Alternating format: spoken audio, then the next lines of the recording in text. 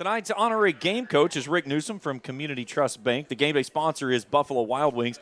And the blackout game is presented by Core Health, Chiropractic and Wellness, and Jennifer Phipps.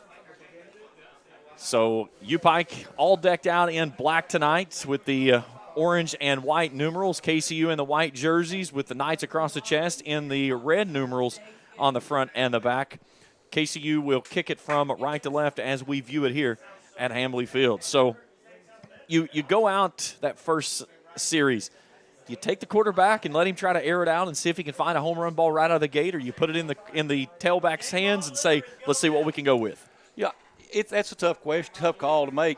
I think you come out first, and Corey, you may come out and air it out the first time just to see how that would not shock me. No, just to see if they're ready for that or not.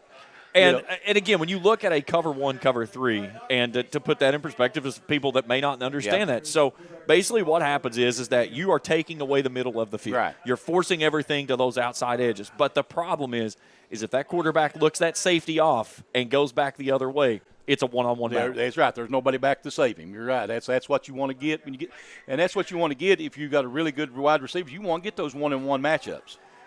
And something that you'll get a lot of times in a cover 1, cover 3 is a lot of times those linebackers are having to spread out, covering the flats, which opens up the middle of the field for that running attack that you want to go up the middle in between the trenches. You're right, exactly. And once you open that running game up, then they're thinking that in their mind, so they're not as quick to react to the passing game.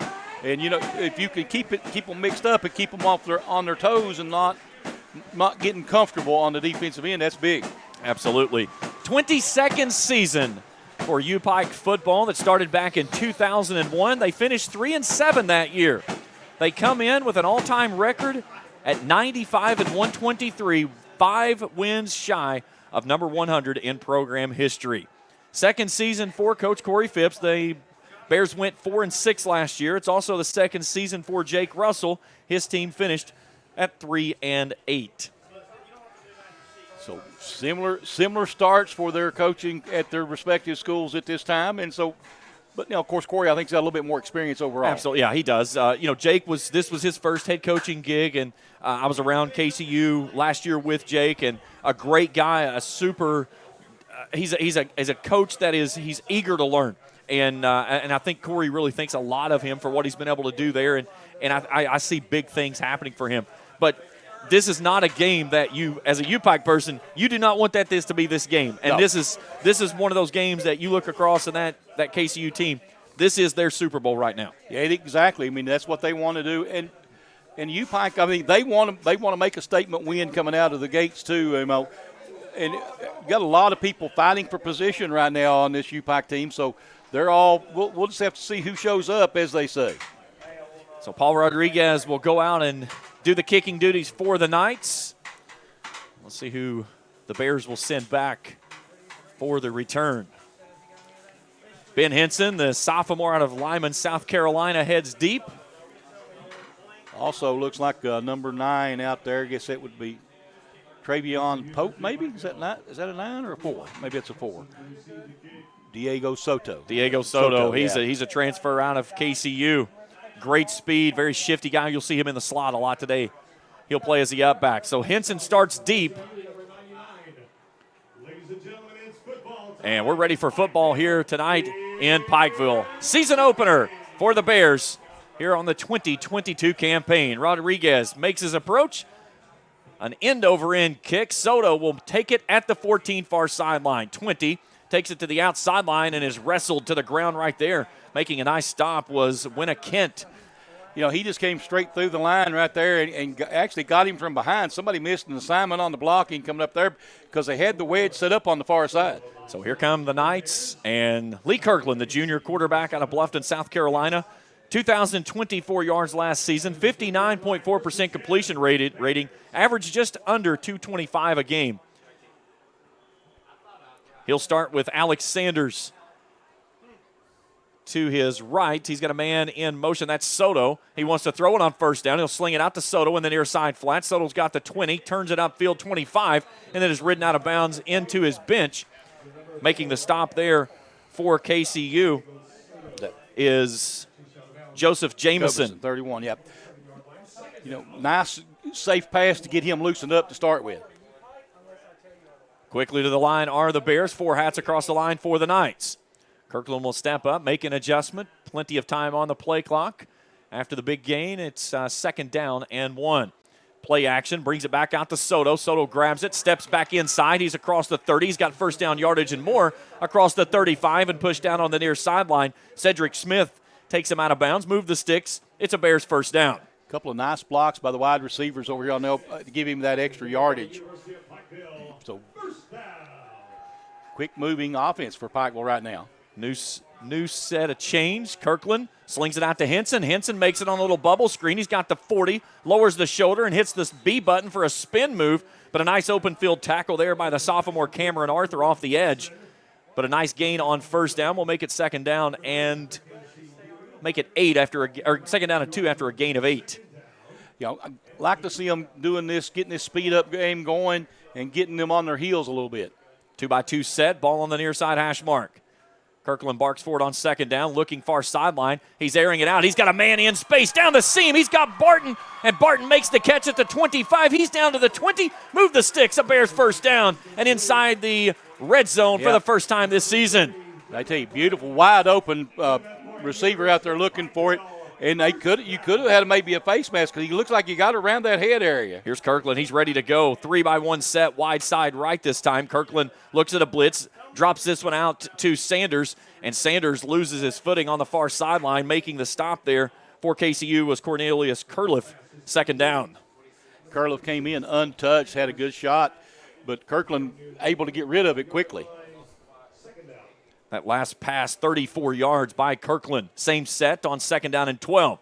Kirkland swings it out to Sanders on the near side flat. He finds a seam, cuts back into the 20, angles back to the edge. He's down inside the 10, and then is pushed down there after a nice gain on second down. Making the stop for KCU was Joseph Jamison. Move the sticks, and it'll be another Bears first down. First and goal from the 9. Nice drive going. They'll go 3-by-1 this time. Soto in the slot on the far side. Sanders in the left pocket of Kirkland. A low snap. Kirkland steps up in the pocket. He'll float it into his receiver. That's right at the goal line. Is he in? Touchdown. He is. Touchdown Bears. He dropped it off to Alex Sanders for the 9-yard touchdown, and the Bears open up the drive with a touchdown. It's 6-0. Well, that's what the Bears wanted to do, to open up and have a quick drive, and it was not what it take off. 2 minutes and 20 or 15 seconds. Yeah. That's quick.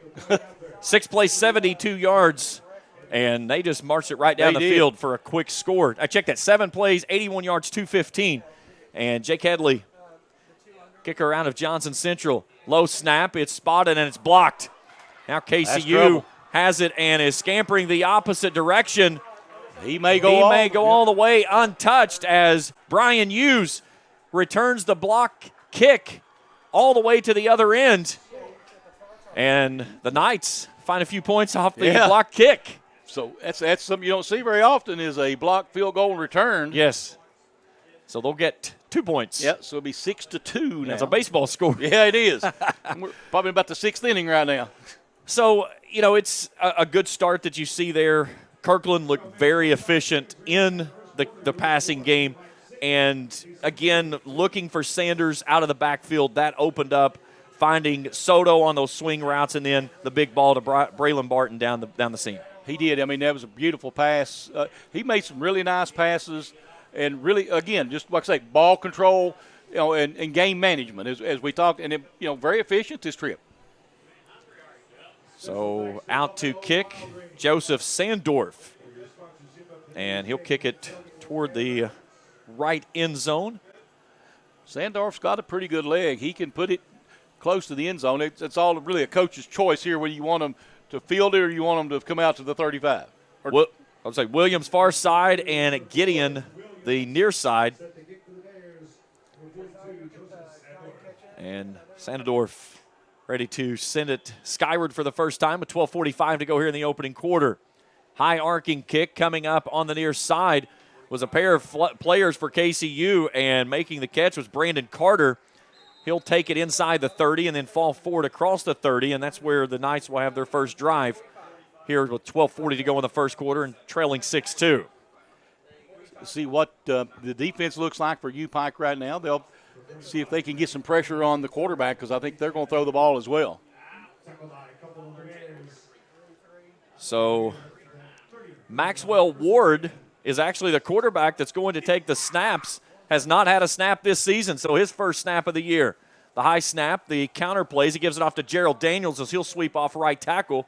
He's across the 35, out across to the 37-yard line. Will pick up about 4 yards, and that kind of really may throw Pikeville off for a few minutes looking at that because that's not what they expected to see. Exactly. Ward, a sophomore, 6'1", 195 pounds. So make it 2nd down and 6 from the 37-yard line. Daniels goes into a pistol look now. Ward barks for it on 2nd down. He'll turn, give it off to Daniels. Daniels sticks a foot in the turf, and he gets blown up. First man wrapping him up was the inside linebacker of Jonathan Morton, the sophomore out of Elizabethton, Tennessee. No gain on the play. He led the Bears last year in tackles with 80, and he blew that one up big, 3rd and 6. So 11:48 to go in the opening frame. Bears leading the Knights 6-2 and trying to force a quick 3 and out. 2 receivers each way. From Ward as he'll put Daniels now in his left pocket. Man goes in motion from far side to near. Play action. Ward rolling out. Pressure coming. He'll zip it toward his man in the seam. He was looking for Richmond Sims. That one falls incomplete, but a penalty marker lying back on the field at the 22. Yeah, they're going to get roughing the passer, I think. I didn't make a lot of contact, but still did make contact. Heavy pressure up front from the Bears. And let's see what we get from the call. Flag on the play. Personal foul, roughing the passer. Defense, number 8. 15-yard penalty for the previous spot, automatic, 1st down. So they get that one on Ben Tate, the redshirt junior. So a free 15 and KCU's first down of the ball game. That one hurts your defense a little bit because, you were playing so well. You don't want to make those kind of mental mistakes. So put the ball inside of Bears territory now at the 48, right between the hashes. Maxwell Ward with a fresh set of downs. H-back, band goes in motion. They'll give it off to Austin Mullins as he tries to sweep it to the far sideline, and he's chased out of bounds off the edge as Jaquez Russ making the stop. Nice, not a bad play defensively there. They're struggling, I think, with the exchange back there between the backs right now, KCU, so Bears really can get in, maybe blow something up here. So a gain of 3, 2nd and 7. 11 minutes to go first quarter. 4-point lead for the Bears with 3 hats across the line. Ward drops back, pressure coming off the edge, airs it out down the middle of the field, looking for his man as he was trying to get it to Talon Rucker Daly, but it's over his hands and incomplete. Stopping the clock with 10:51 to go in the first quarter and bringing up 3rd down and 7. So good position for the Bears here, 3rd and long. Obviously more passing down, maybe they can get some pressure on him. They got a little pressure on him last time, made him rush that just a little bit.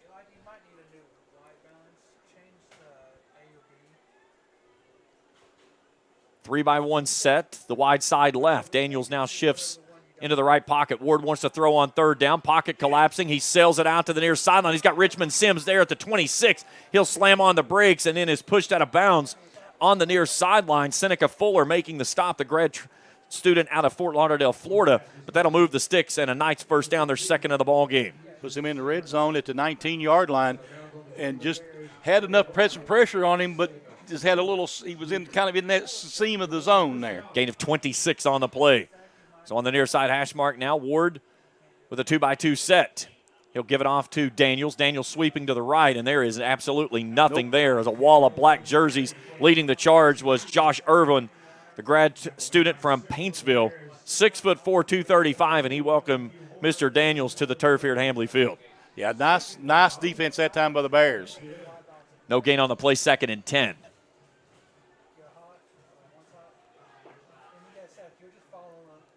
Both teams running the no huddle.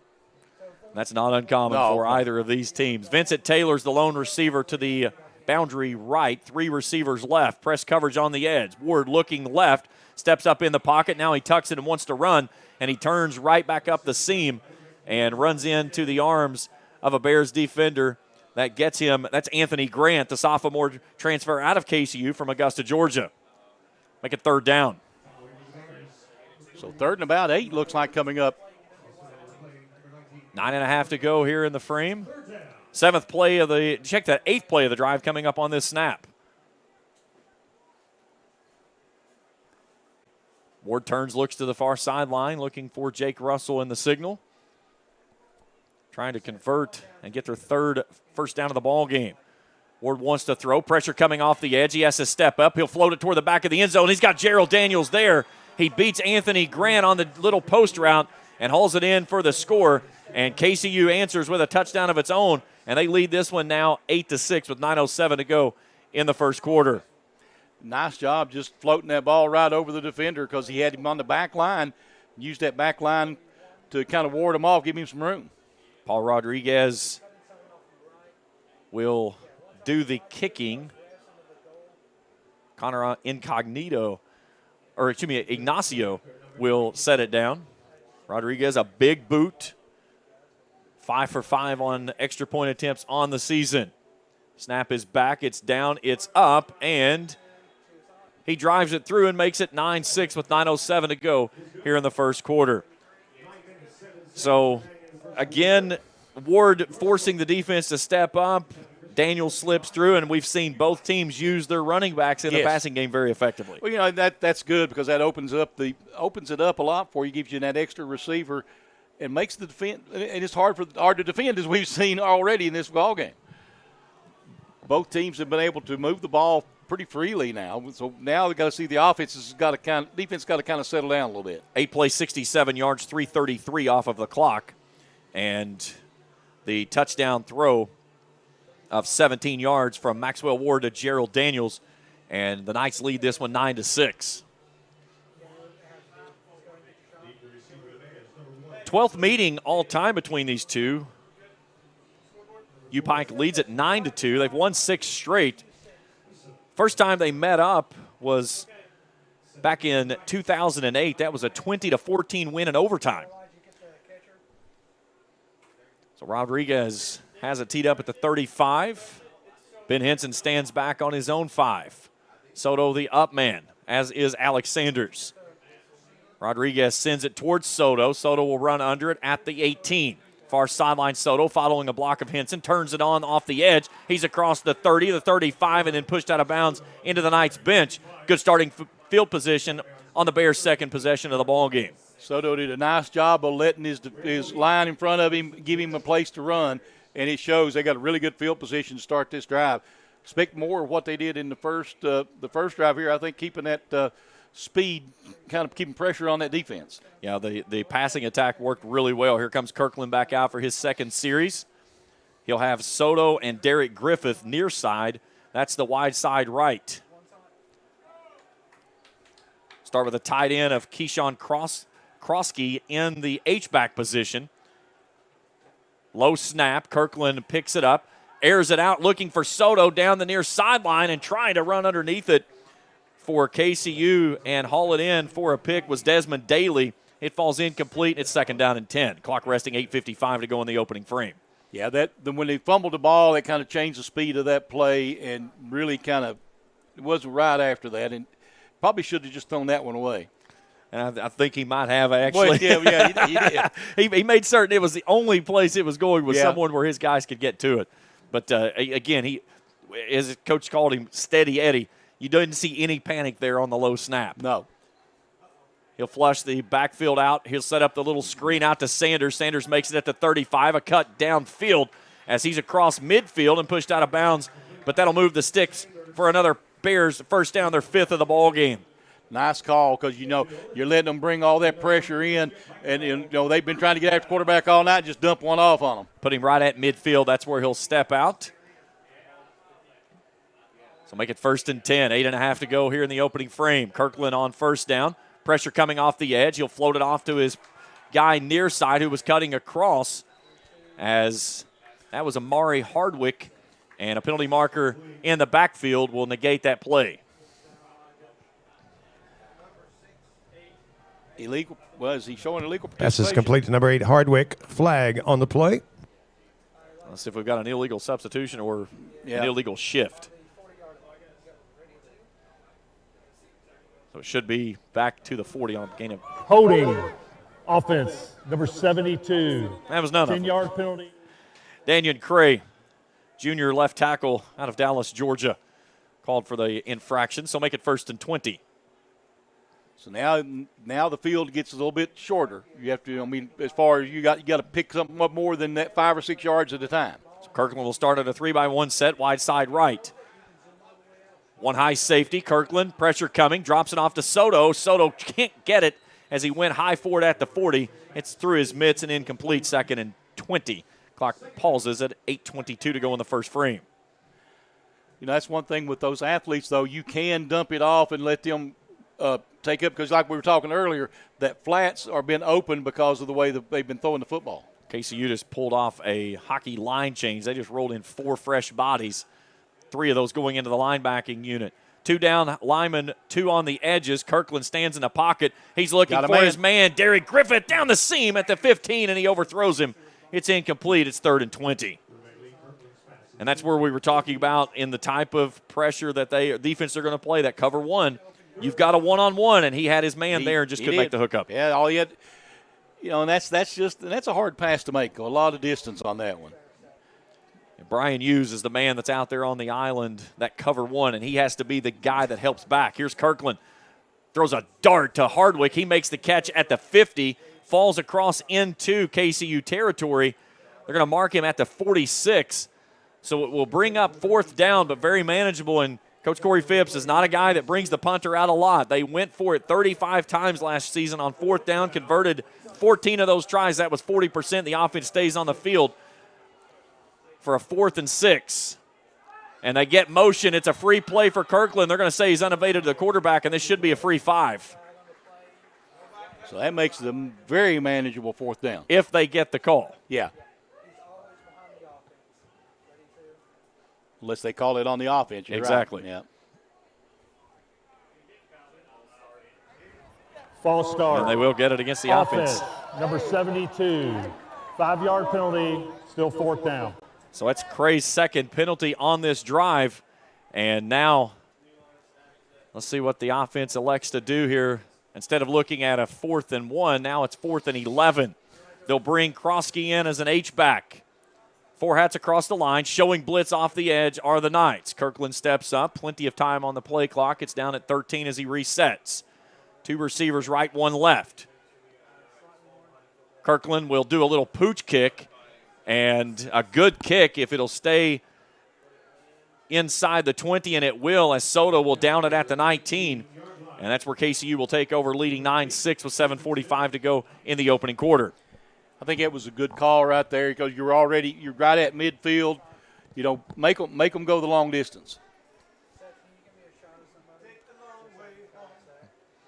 So let's see what Maxwell Ward can do with his 2nd series. Orchestrated a very nice drive the first time through in his first college career start.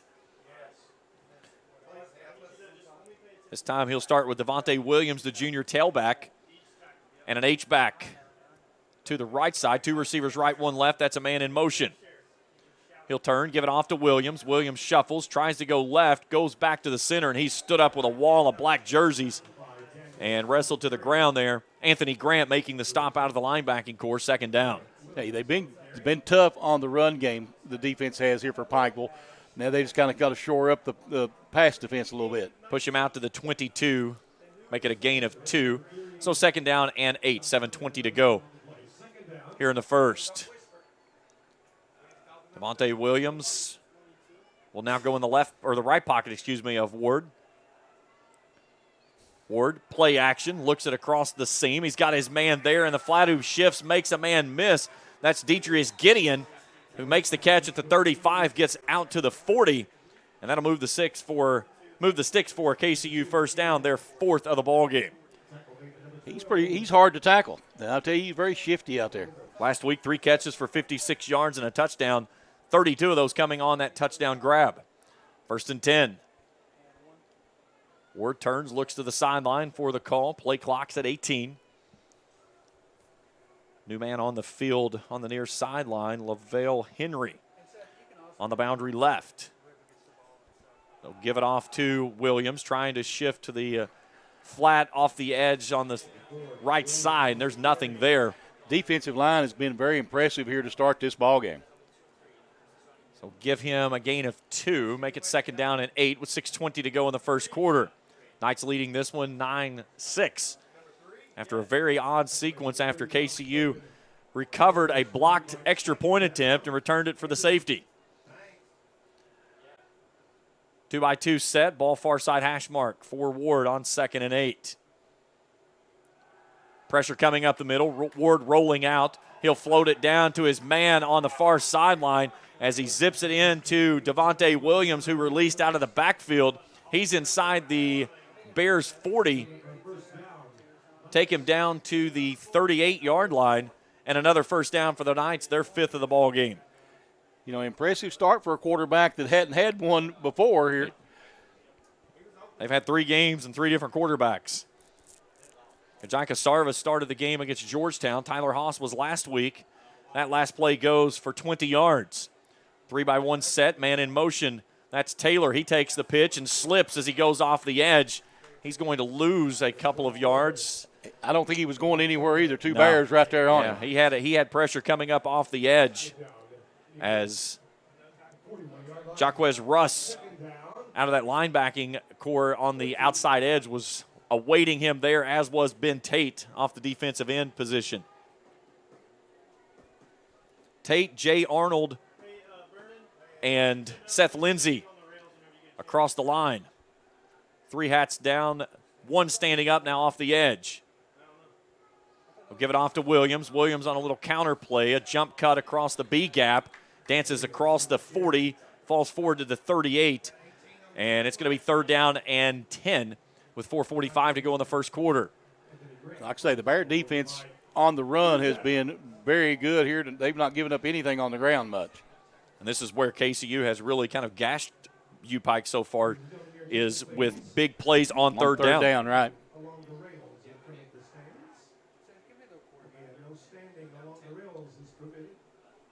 KCU 3 for 3 on 3rd down conversions. They've got 3rd and 10 on this play.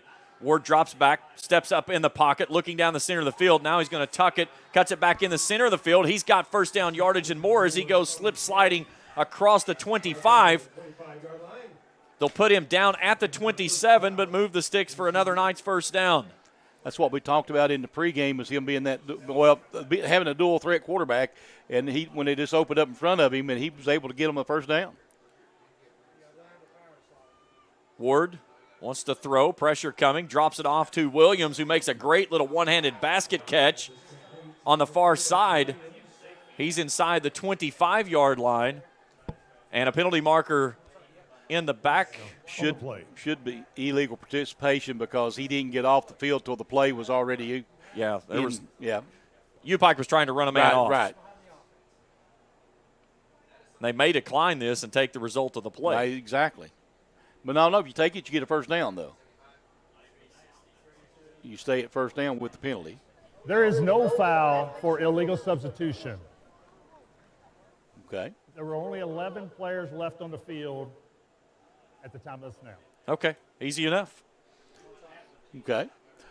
He was trying to get off the field. They feel that he made his way off. Okay. So he made it through past the hash mark, yes. I guess. So credit the play down to the 22-yard line. So make it 2nd and 5. Leading 9-3 are the Knights and driving, knocking on the red zone door. Ward takes the low snap, steps up in the pocket, drops it off to his man of Richmond, Sims, and he bobbles it and loses it. Anthony Grant was right in front of it and almost had the pick. I don't know if he heard footsteps or tried to run with it before he caught it. It was a low throw around his knees, and he nearly bobbled it right up to where Grant could run underneath it, and Grant picks that one up. It's a pick 6. So clock will rest with 3:39 to go here in the first and bring up 3rd down and 5.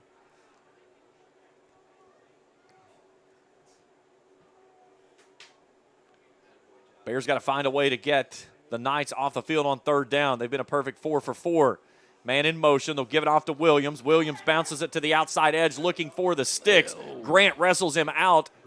near the sticks, and it's going to depend on the spot of the football of whether it's 4th and 1 or another Knights first down. I think it'll be short. And, yeah, they're going to put him at the 19-yard line.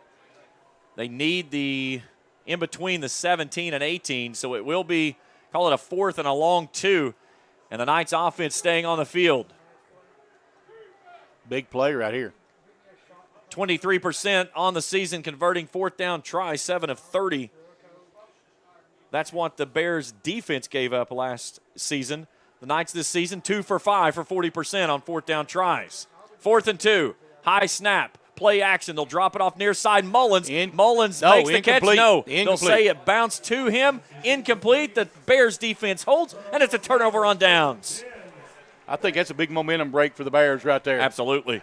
As that was a long, sustained drive that you come up empty with nothing. So that drive started all the way back deep in KCU territory. Oh, yeah. And they take it down inside the red zone and hand it off with nothing to show for it. So Eli Salmons, the sophomore out of Greenup, Kentucky, will make his first snap. He'll hand it off as they'll take it off the left edge as the handoff was to Alex Sanders, the redshirt senior of Hazelhurst, Georgia. No gain on the play, 2nd and 10. Salmons, 6'6", 215-pound sophomore. Set about every passing record the school history had at Greenup County. Salmons wants to throw it on 2nd down, stands high in the pocket, zips it across to Soto, who's crossing the middle at the 25. A little stutter step 30, stiff arm and pushed out of bounds, and a penalty marker is going to fly at the end, I believe. I saw something. I thought he was maybe a beanbag. He was trying to grab the penalty marker, looked like, and then I think they grabbed the beanbag, as you said. So they'll take him out to the 34-yard line, move the sticks, and a Bears first down. Salmons wants to go quickly. And a whistle and a stoppage in play as they'll get offsides. I believe they showed offsides and pointed toward UPIKE. We'll check in with our wide hat and get the official call. 9-6, 2:40 to go here in the first. KCU leading UPIKE.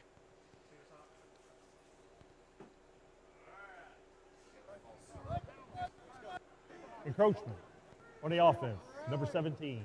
5-yard penalty, first down. So 4th penalty for 35 yards against the Bears. Backs it up and makes it first and 15. Salmons calls for it. Pressure coming up the middle. He'll zip it out to the far sideline to Soto, who makes the grab at the 35. He stopped right there. As making the stop for KCU was Cedric Smith, the junior. So they're going to mark you. Look like they're going to mark him right at the 34. Nope, right at the 35. You are correct. Nose him up at the 35. So back to the original line of scrimmage. Make it 2nd and 10. 2-by-2 set now for Salmons. Salmons wants to throw on 2nd down. A quick out to Soto. Soto on the far sideline at the 38. He's across the 40. Around the 45 when he's shoved out. They'll spot him at the 43, so it'll make it 3rd down and 2. 3rd down and 1. Another big play coming up for the Bears. They need to get this first down, keep this drive moving. Pikeville's 0 for 1 on 3rd down conversion attempts. Salmons goes in a 3-by-1 wide side right this time. Pressure off the edge, free pass play for Salmons. He'll zip it out looking for Henson on the near sideline. It's incomplete, but the penalty marker is going to be against KCU for jumping off sides, and that'll move the sticks. Or at least it should. That's what I better stop there for a second. It should move the sticks for another Bears first down.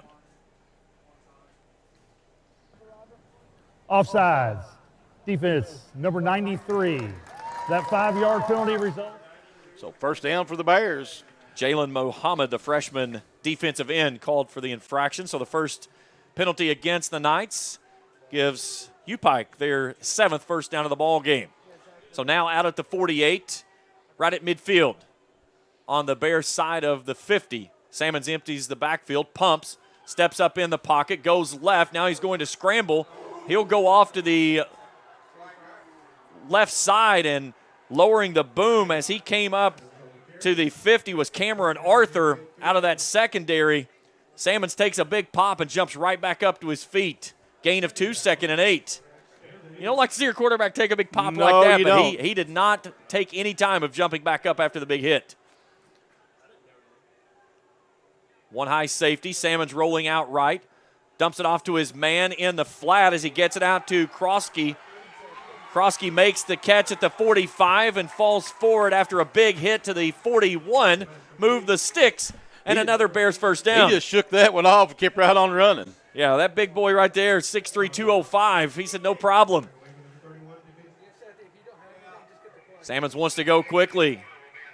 He'll take it on first down, zip it out near sideline. He's got his man there of Braylon Barton. They call him BB, but he falls down as he makes the catch. And they're going to lose a yard on that one as he goes back to the 42-yard line. So make it 2nd down and 11 with 19 seconds to go here in the opening frame. Knights leading the Bears 9-6. Should be the final play of the first quarter. One high safety. Salmons pumps, looks right, throws right. He's got his man there as he had him on the sideline as he threw a dart out to the near sideline of Rashad Brown. And Brown couldn't haul it in, and it brings up 3rd down and 11. Looked like a catchable ball there. But it's easy for me to say that when I'm up here in the press box. Absolutely. So make it 3rd down and 11. 3.9 seconds to go in the quarter. 2-by-2 set for Salmons. He's got Alex Sanders in his left pocket now. 4 hats across the line, showing blitz off the edge. They'll come from the right. Salmons steps up in the pocket, evades one tackle attempt, falls forward out to the 35, and that's where the first quarter will come to an end, and KCU will have the Bears looking at a 4th down conversion try on the other side of the break. 9-6 after 1. We're back after this on the UPIKE Sports Network. Now, ladies and gentlemen.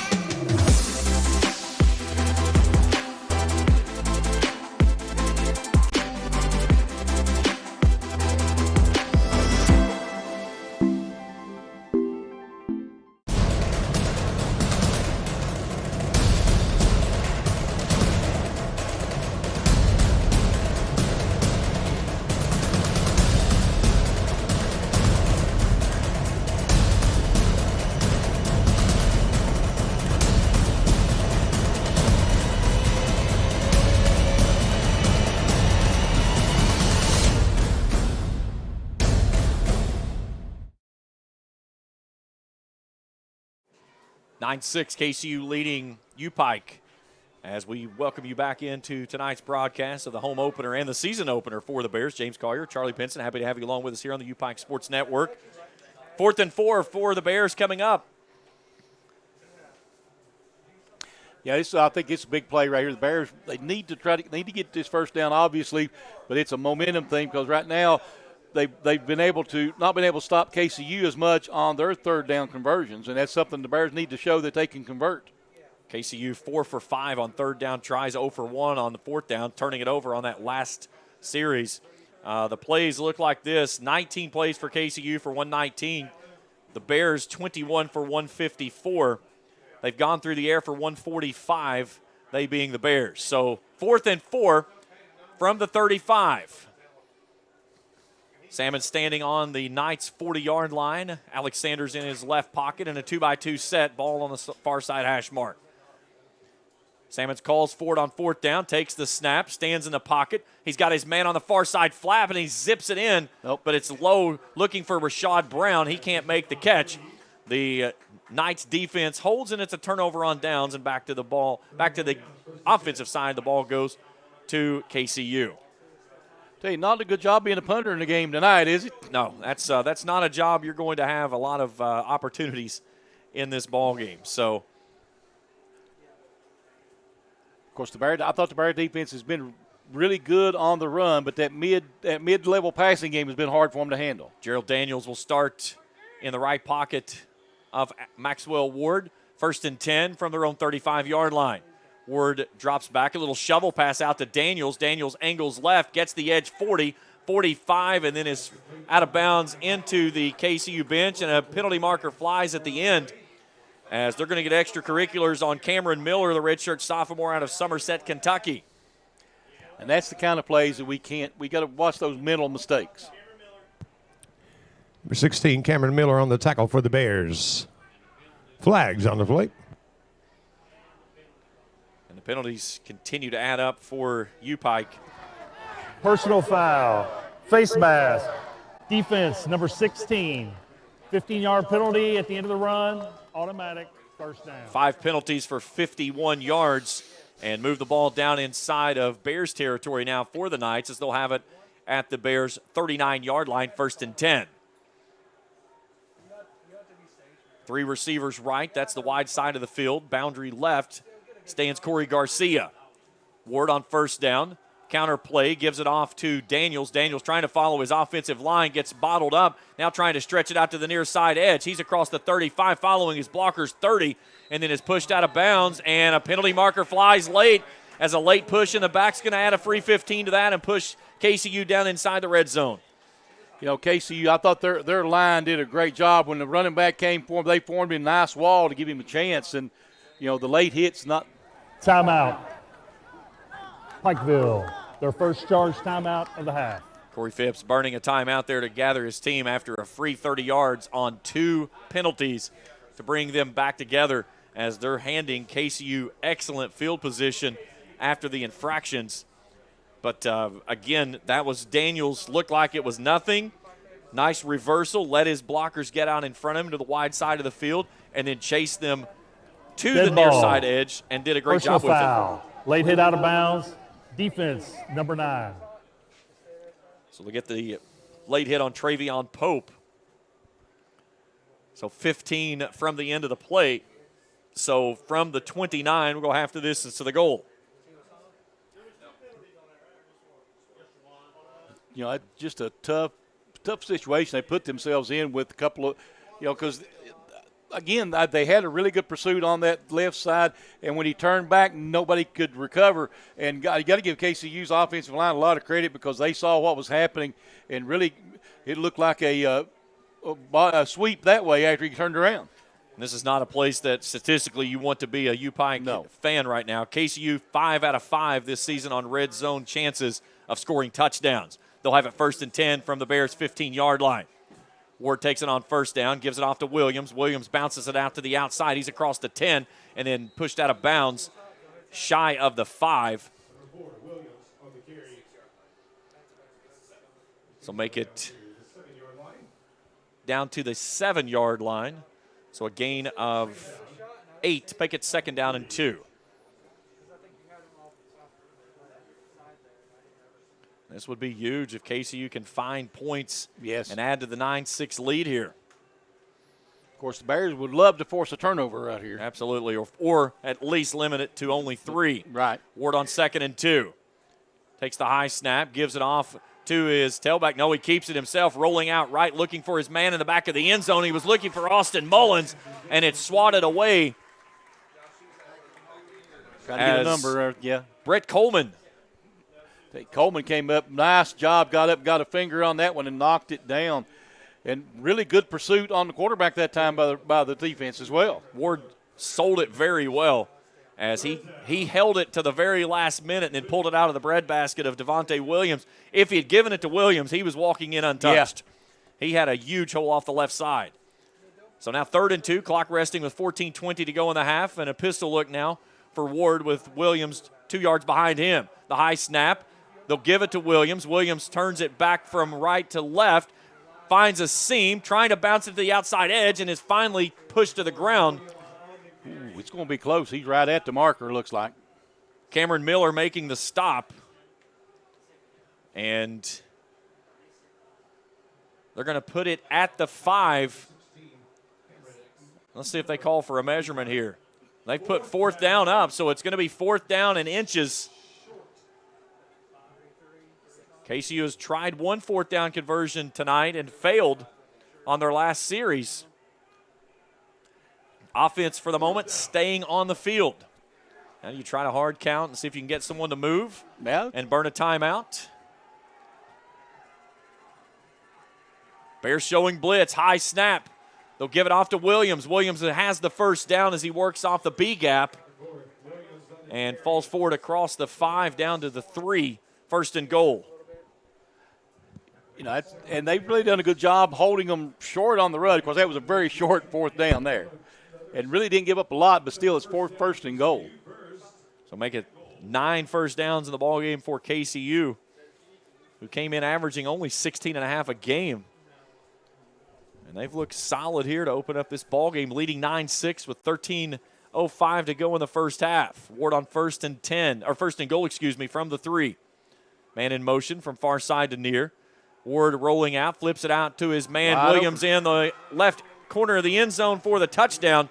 And KCU adds to its lead. It's now 15-6. KCU got all the momentum behind them right now. Let's see. You know, so extra point will make it a 2. Well, it's already a 2. Make it a solid 2, almost a 3-possession game. I guess one. Yeah. Yeah. So Rodriguez will drop back as Ignacio will set it down and try to make this a 10-point lead.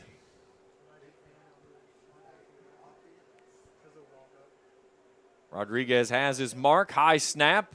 Ignacio gets it down and he booms it through, and it's 16-6 with 12:55 to go in the half. We're back after this on the UPIKE Sports Network.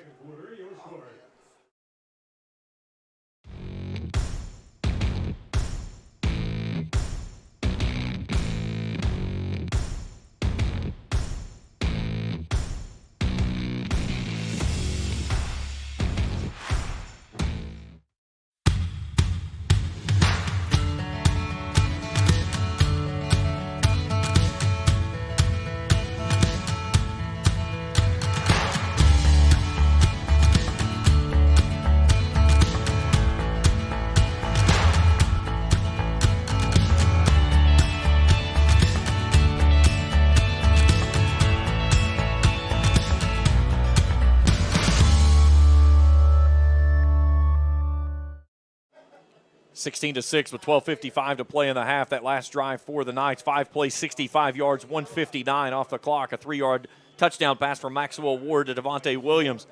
And the Knights lead this one by 10. It's 10 unanswered. It's 10 unanswered. You're right. Let's see if the offense for the Bears can get things going. Rodriguez, high arcing kick. They'll take it off to the far sideline as Williams slits a tackle 30. 35-40, a little stutter step out across the 45. We've got 2 players down for UPIKE.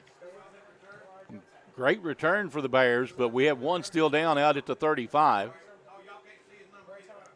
Man down appears to be McGowan. Gary McGowan, as the athletic training staff will attend to him. But good field position for the Bears here as they'll start it on their own 48-yard line. And you go back and you look at the drive summaries for UPIKE. Their first series, 7 plays, 81 yards, a touchdown. They took 2:15 off the clock. Their last 2 series, 5 plays, 11 yards, a punt, 10 plays, 46 yards, turnover on downs. And, again, you get flashes of great, and then all of a sudden something stalls, and that something has been the penalties. Yeah, the penalties have killed them, and they're all mental. They're mental penalties right now too, which is ones you don't want to see. I don't mind to see a hustle penalty every now and then, but hitting that, and a couple of those out of bounds were obvious. I mean, there's no question. Yeah, you got 30 yards of penalties on back-to-back plays on that last touchdown drive. That you got to clean that part up, and I'm sure Coach Phipps will be talking about that at halftime. 6 penalties for 87 yards against the Bears. KCU has only been called for 1 infraction, 1 for 5. But right now, the Knights having everything going their way here in their 3rd game of the season and trying to pick up what would be their first win over UPIKE since 2012. McGowan up and looks like he's going to walk off under his own power. Always good to see that. Athletic training staff, Jeff and Lauren Curley, going out to attend to him. Good to see him that he is making that, as you said, making that motion back toward the bench under his own accord. So Salmons will stay in at quarterback. He'll have the football at his own 48-yard line on the far side hash mark. Alex Sanders, the redshirt senior, 76 carries last year for 424 yards and 4 touchdowns, averaged 85 a game. They'll flush him out of the backfield. They'll swing it out to him on the near side flat. He's got midfield, cuts in at the 45, is taken off his feet after crossing the 45-yard line. He's going to be close to the first down. If it's just shy, looks like, from the spot on this side. Joseph Jamison making the stop. So take it down to the 42-yard line and make it 2nd and 1. Brown and Soto on the far side in a trips look. Handoff to Sanders. Sanders a little shake and bake. He's got enough to move the sticks, and another UPIKE first down, their 9th of the ball game. You want to get Sanders out in space. He's one of those guys who can make a difference when he gets it out there. Yeah, Coach called him slippery. He said he's very dangerous in space, and you've seen that, and that's one of the reasons they've gone to him so much, just because of the ability that he has to do with the football in his hands. Sanders 5 catches for 43 yards and a touchdown. 1st and 10 from the KCU 42-yard line. 2-by-2 set for Salmons on first down. He'll clap the hands. 3-step drop, sets his feet, fires it over to the far sideline, was looking for Ben Henson, and he was absolutely leveled. And you got the flag. Yeah, Cornelius Curliff got tangled up with him off the edge. Indicative of an infraction. Should be a pass interference, and very indicative myself, I would say. We'll see, you know. As it should be. There's no chance of this being holding. No. This is definitely pass interference. Stay tuned with us at the half. We'll check all the scoring and stats from this one. Scores from around college football. Some big upsets today in college football. Oh, yeah. Including a big one up in South Bend. Personal foul, face mask, defense, number 12. 15-yard penalty for the previous spot, automatic first down. Okay, so Cornelius Curliff doesn't get called for anything for running over Henson, but Brian Hughes is called for the face mask, so a free 15 either way. Moves the football down to the 26-yard line and makes it 1st and 10 for the Bears. 11:47 to go in the half. Down by 10 are the Bears. Decked out in the back. Offside, defense, number 38. 5-yard penalty, still first down. Break for the Bears there. So Desmond Daly whistled for the infraction. So make it 1st and 5 now.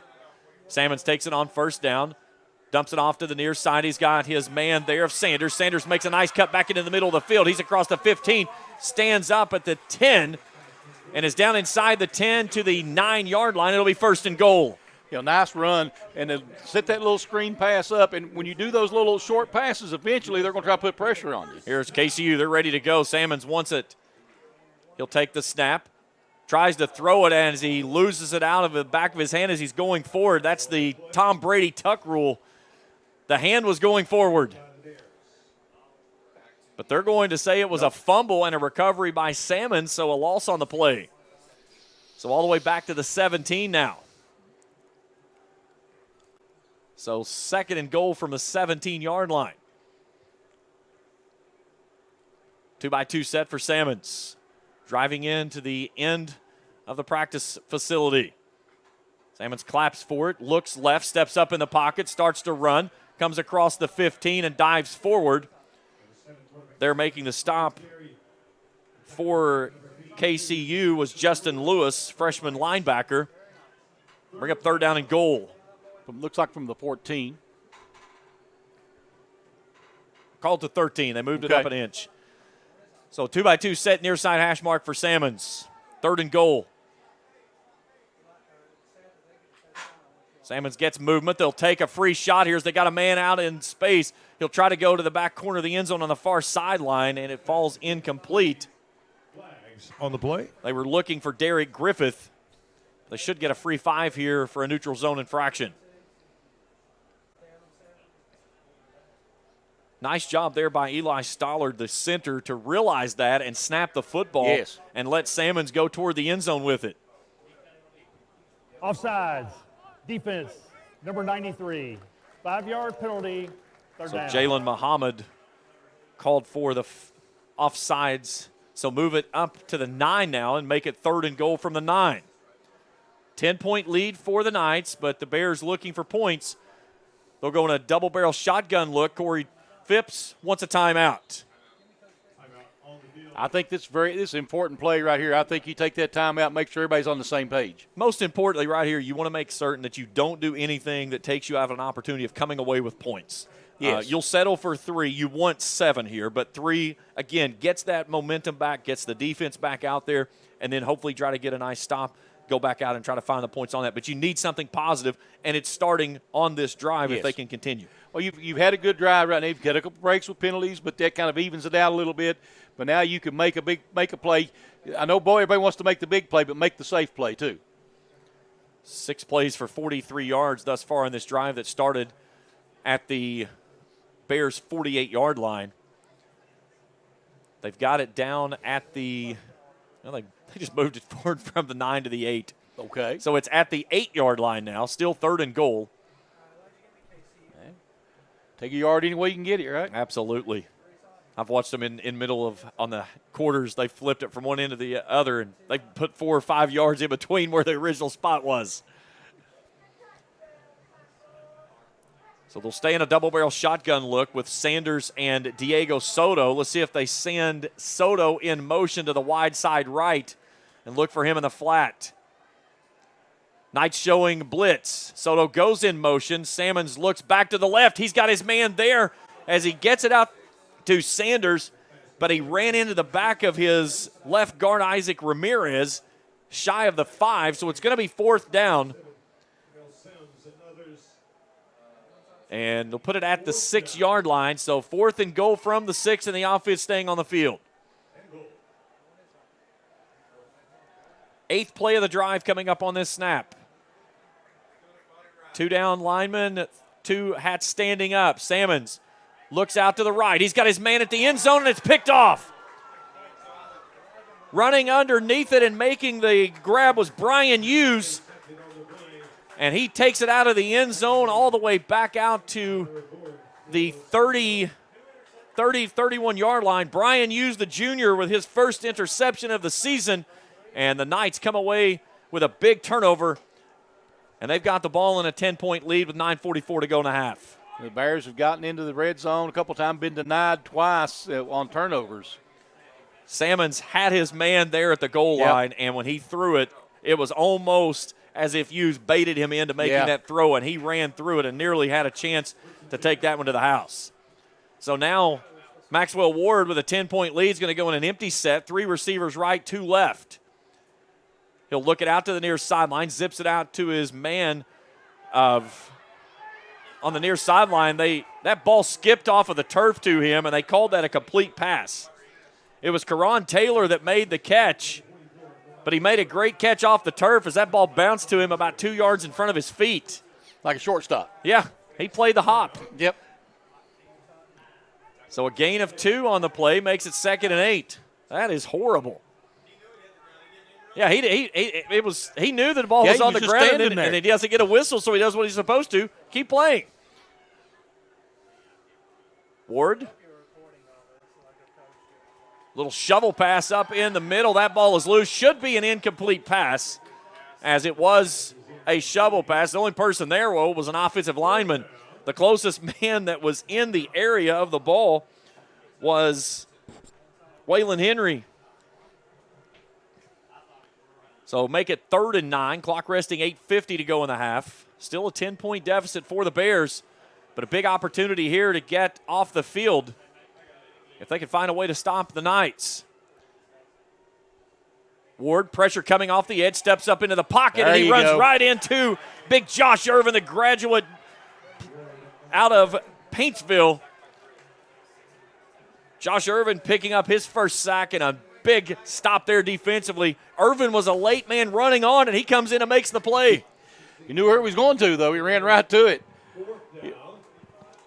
big play right there. That's a momentum changer. Now that may bring the offense back out and get some good field position here on the return. Ben Tate was the man who forced him out of the pocket right into him. So BB, Braylon Barton back to return. Inaccio's kick. Coming after it. A booming kick that hangs high in the skylights over top of the cloudy skies here at Hambly Field. And it goes out of bounds on the far sideline on the KCU side of things. But we've got a penalty marker, believe it or not, on the field out at the 37. Flag on the play. Nothing unusual for the night. Now, 8:04 to go in the half. 16-6, KCU leading UPIKE. Knights will get the football out of the locker room to start the second half as well. Let's see what this penalty marker results in.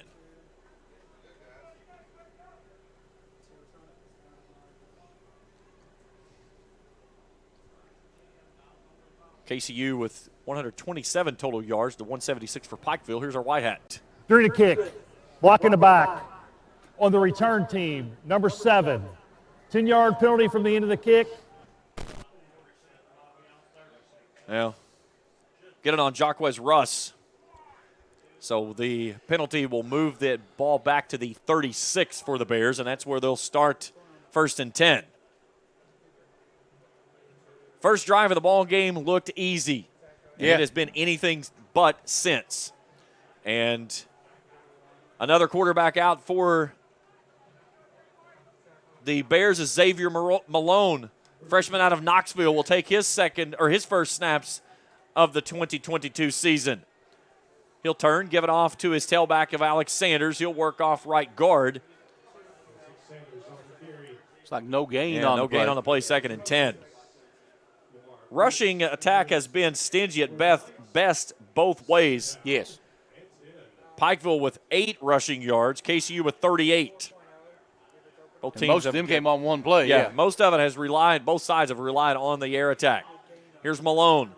Pressure coming off the edge, flush from the pocket, fires it out to his man in the slot near sideline. That's DeAndre Stafford. Stafford shakes a man at the 50 and takes it down inside of KCU territory to the 46. Move the sticks, and another Bears first down, their 12th of the game. Nice play by the young quarterback coming out first play. His first college throw, and he looked very confident of delivering that one out to the junior out of Opelika, Florida. He'll throw it again out to the far sideline. He's got it out to Ben Henson. Henson makes the grab, angles back into the middle of the field after crossing the 40. He's down to the 37-yard line. It'll be 2nd down and short. Bears are working, trying to get in a rhythm here. Henson coming on after an injury last season, had 9 catches for 104 yards and 2 touchdowns. Malone brings it out to Soto. Soto in the slot, makes a man miss, slips a tackle 35, spins inside the 35, down to the 31. Move the sticks, another Bears first down to the offense moving here on this drive. 13 first downs of the ball game. Soto looking for a breather out there as they'll bring Barton back in. Diego Soto, a kid that transferred out of KCU, an electric type of player. 5 catches for 47 yards in this ball game. Malone swings it out to the far sideline. That's Barton, and it's incomplete. Clock will rest with 6:34 to go in the half and bring up 2nd and 10. Just led him a little bit too much on that one, So Malone's looking good though for a freshman out there right now. Yeah, he's not afraid to throw the football. That's for certain. They'll start now with Sanders and Barton staying in the backfield. They'll bring Barton in motion. Malone dropping back. Steps up in the pocket, evades. He's off and running on the far sideline. He'll get over to the 25 and lost the football, but it goes out of bounds into the KCU sideline. And it'll stay with the Bears and bring up 3rd down. Let's see where they're going to spot him with the football. They're going to put it at, looks like the 27-yard line. So make it 3rd down and 6.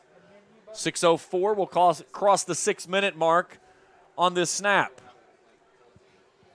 Rashad Brown stacks up with Griffith on the far side. 2 receivers left as well. Malone sets his feet, brings it out to the near sideline, out to Sanders, and Sanders is blown up as he gets upended, as flying up underneath him and making the big hit there was Shedrick Smith It's 4th down. Smith has done a good job off the edge there. Yes, he did. Again, we talked about when you play a cover one, you've got a lot of one-on-one battles that you have to win, and right now KCU's been making those plays. You're right. They've been getting the tackles. 4th down play coming up, but KCU is going to burn a timeout. 5:24 to go in the half. 16-6 our score. We're back after this on the UPIKE Sports Network.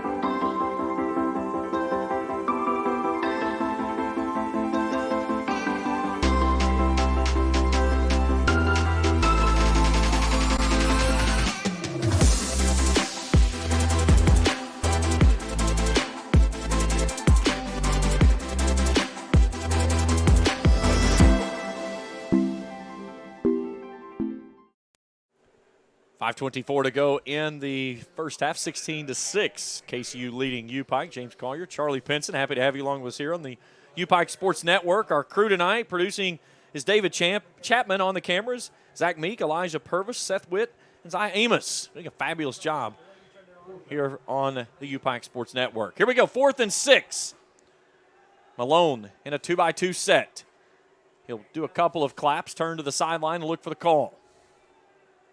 Big series right here for the Bears. As KCU with a stop would get the football back. They get the football to open up the second half as well. Here's Malone on 4th down. Rolling out right. He's got a man there as he dumps it off to Sanders in the flat. Sanders cuts downfield, and he's down to the 10, and it'll be 1st and goal. Nice job. The two receivers kind of pushed the defender. They had one-on-one coverage, and they saw that. They're able to throw it underneath. So make it at the 11, so it'll actually be 1st and 10 from the 11. So UPIKE a chance to get another first down on this series. But a nice look there as we'll see Adam Madeko that takes his first handoff of the night, working off right tackle, and he's inside the 10 to the 9.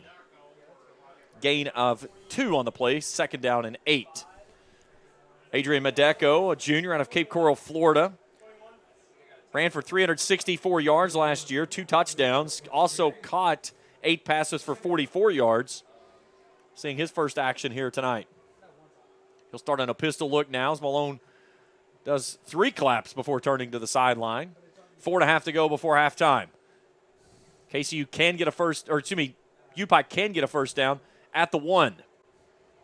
Now Madeko moves into the left pocket. Malone takes the low snap, reaches out, grabs it, and then tries to fall forward after securing the football. That was almost a dangerous play as the ball looked like it hit off the inside leg of the center as it came back to him. So Malone gets the football and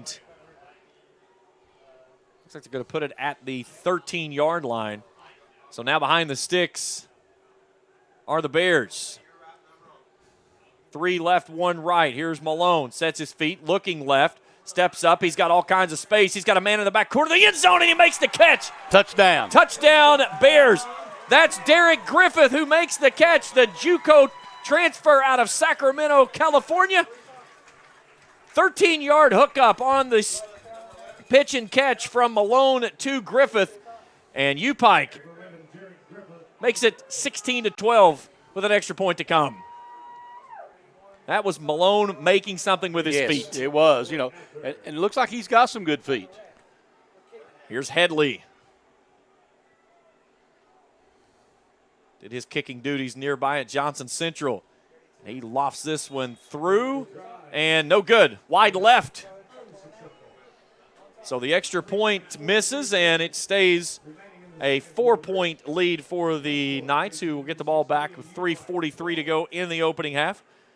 And up 16-12, but a very good answer there by the Bears on that drive. Of course, we've given up 3 on the extra point and missed that one, so that's We would have been in a tie ball game right now. So a much-needed answer there. Yes. As an 11-play, 64-yard drive, 421, the longest drive of the ball game for the Bears, results in the touchdown. The 12-yard pitch and catch from Xavier Malone to Derek Griffith. And it's a 4-point deficit now. So Bears need to stop here because you don't want them score and then get the ball coming out of halftime. Good chance for the Knights here to go for a 2-for-1. Sandorf has it teed up. Williams and Gideon back deep to return.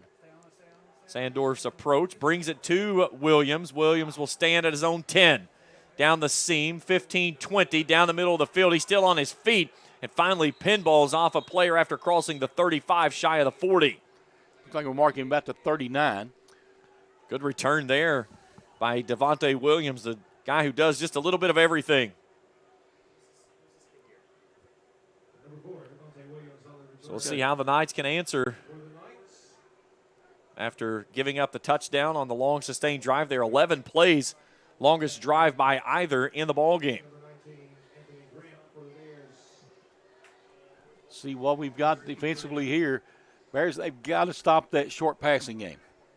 Yeah, the screen game has been working well. So a 5-yard penalty will give KCU the football on their own 44-yard line. 2-by-2 set near side hash mark. In a pistol look is Ward. He'll bark for it on first down. Play action, looking across the middle of the field. He'll float it to his man down the middle of Karan Taylor, but it's knocked away, and a penalty marker flies on the back end. I don't know about that one. Cameron Miller was in coverage, and it looked like Miller ran underneath it and swatted it away cleanly, but a yellow hanky on the field. That's huge. That looked clean, unless there was a hold somewhere before it. The only thing I could have seen is may have not turned. He saw it and then had his hand up in front of it, because he didn't hurt his head. But if he didn't make contact, that's still. And they get him for a pass interference. So 15 takes it down into Bears territory as they'll nose the football to the 41-yard line. So 1st and 10 as the penalty markers continue to add up against UPIKE. Ward wants it on first down. Pressure coming, steps up into the pocket, and he's drilled right there. As making the stop was Matthew Horn, the senior out of Paintsville. Also in there was Josh Irvin. Two big boys up on the front line. Myson Livingston, the other guy on that front three. So make it 2nd down and 9 after the gain of 1. Trips left, 1 right. Daniels now moves to the left side of Ward. Play action. Ward looks for his man, and that ball's nice tipped. Defensive play there. That one was perfectly knocked away, as that was Brett Coleman, the freshman from Belfry, knocking it out of the hands as they were looking for Karan Taylor across the post. 3rd down, clock resting 2:50 to go before halftime. And this would be huge if UPIKE can get a stop and get the football back, but they only have 1 timeout, but still just under 3 minutes to go here in the halftime period. They need the 31 to move the sticks. Trips left, 1 right for Ward. Daniels on his right hip. Ward wants to throw. Pressure coming up the middle. He'll step up. They have him from once, and then they got him from behind. Finishing it up was Cameron Miller coming up out of the second level. So the sack will drop him back and make it 4th down and in 12 as they'll take him all the way back to the 43. Cameron Miller, last season, 34 tackles, had 1 sack. He gets a big one right there. So 4th and 12, the offense for the moment staying on the field. Let's see if they try to just draw someone off, burn as much clock as they can, as they can take it down to right at 2 minutes before burning a timeout. They've got 2 to use. May see the quick kick here. Yes. Play clock is at 0, and they didn't get it away. They were going quick kick, and that's going to be a delay of game, so back it up 5 now. And now let's see if they bring out Connor Ignacio, their typical punter, and see if he can pin them deep. And here he comes. 9 punts for 34 yards on the season, his longest of 51. He's put one inside the 20, and that's his marker right now, somewhere in between that 10-yard line. As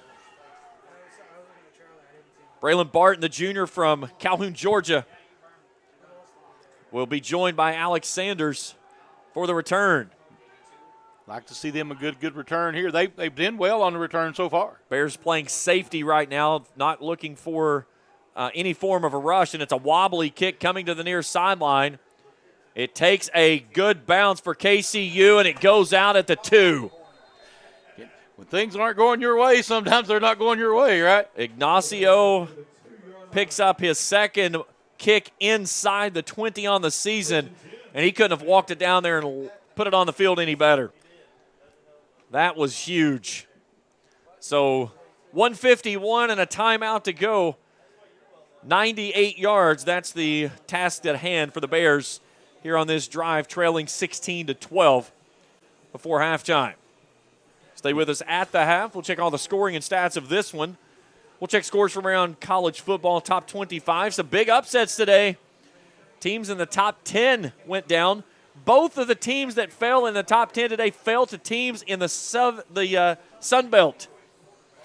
Appy State, a big win. Oh, yeah.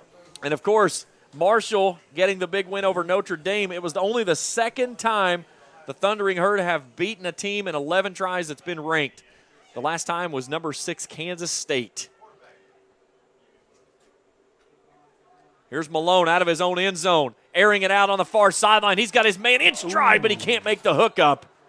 As he was looking for Ben Henson down the far sideline. If Henson makes the catch, he's strolling into the end zone, but it'll fall incomplete, bring up 2nd down and 10. And here's the thing, too, is you got to be careful. You don't want to do a quick 3 and out and hand the football back to KCU, because now you're going to have to punt out of your own end zone. Definitely not a 4-down territory decision whatsoever right here. Malone on 2nd down, takes the snap, looking near sideline, stands in the pocket, comes out toward the near sideline, trying to release and get free was Rashad Brown, but he runs into the defender that was covering him up, who is not on the roster.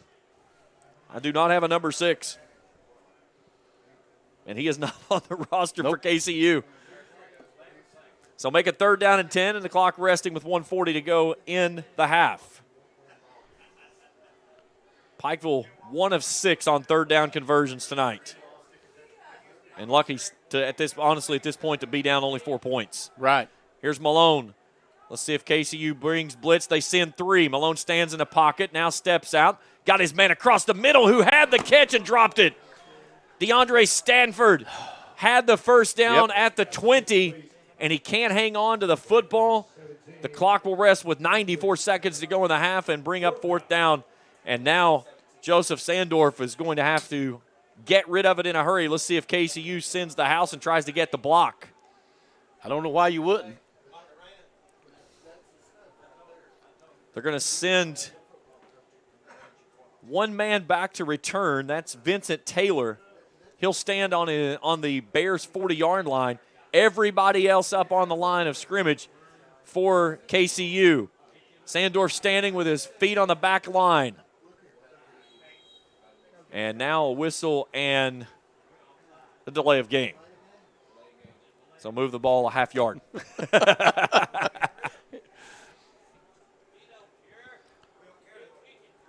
Again, the clock's not running at that point, so it doesn't really help you to do anything like that, but either way. So make it another kick opportunity here for Sandorf. KCU showing that they're coming after it. Back to Sandorf. He gets it away, a driving, spiraling kick that takes a bounce at the 28-yard line, and KCU will have it already in field goal range with 1:27 to go in the half. I think they're going to spot it on the 30 from the beanbag. Another big defensive play here for the Bears. They're going to have to come up with a stop. I would totally expect to see Maxwell Ward to go for a home run ball right here. Oh, yeah. Either try to find somebody on a deep post route or swing it out to Williams in the flat and see if he can get out with space and run. Bears need to get some pressure on him. Don't need to give him time, that's for sure. Deatrius Gideon in the slot near sideline. He's there with Vincent Taylor. Pistol look for Ward. Pressure coming off the edge. He'll keep it, fire it toward the near sideline, and that ball is going to be tipped and nearly intercepted. Making a great job on a turnaround was Gary McGowan, but he can't make the pick as Taylor had to turn into a defensive player to swat that one away and knock it down for an incomplete pass. Great rush on him that time, too. Had a man right in his face, making him throw over him. Now they brought the edge blitz and nearly got home, but more importantly, it was a wounded duck headed down the near sideline. So 7 seconds off the clock, 1:20 to go. Play clock's at 5. Now the official walks up. They have to go quickly. Ward stands in the pocket, steps up to the right. Pressure coming, has a man across the middle who makes the grab. That's Corey Garcia. He'll have it at the 20. And is it going to move the sticks? Yeah, they'll move the sticks. About the 18. So another first down for KCU, their 13th of the ball game. Clock will pause until they spot the ball and wind it with just over a minute to go in the half. Leading by 4, they get the football to start the second half as well. Ward on first down. Handoff. That's off to Williams. Williams spins, slips back into the middle, then angles back to the right and gets down to the 15, a gain of 3. And KCU is going to burn one of its 2 remaining timeouts with 48 seconds to go in the half. Bears had a huge opportunity there for that pick and just couldn't pull it in. The number that really is just so deceiving on the chart right now, Pikeville with 228 yards through the air, KCU with 100. The rushing numbers are dismal at best, 36 for KCU, 12 for Pikeville. But looking at the scoreboard, it makes 0 sense right now, 16-12 on the back end for the Bears. Bears, they've given up the ball in bad situations. Get down, obviously gave up the return on the extra point for 2 points, then ready to score down here and can't get it in the end zone or get the field goal. More importantly, here you got to get the stop. You got to get the stop and give up no more than 3. 3 would make it a 7-point deficit going into the locker room. But as we've mentioned, KCU gets the football coming out of the half. The biggest thing right now is get into the half without getting damaged. Make the adjustments that you need to do, and then execute those adjustments out of the locker room. So make it 2nd down and 8. 48 seconds to go. KCU with 1 timeout remaining. 2-by-2 set. Ball right between the hashes for Maxwell Ward. Ward has Williams in his right pocket on a sidecar. Rolling out to the right, surveying, looking right. Now pulls it down and just throws it out of bounds as he had 3 members chasing him out of bounds. Leading the chase was Jonathan Morton. Also there, Myson Livingston and Travion Pope. 3rd down and 8. Morton was right there in his back pocket all the way, and no chance of him really getting a chance to get his feet set and throw a good ball. And you get 2 guys there out of the linebacking core that really took away that edge of not allowing him to try to pursue downfield and just forcing him to throw the football away. Well out of the tackle box as he threw it away. There was no receiver near him, but completely out of the tackle box, so no intentional grounding. So 3rd down and 8, clock resting, 42.5 seconds to go. Again, a 2-by-2 set for Ward. Ward looks it out to the left to Williams on a swing route. Williams angling toward the sideline, and he's forced out of bounds.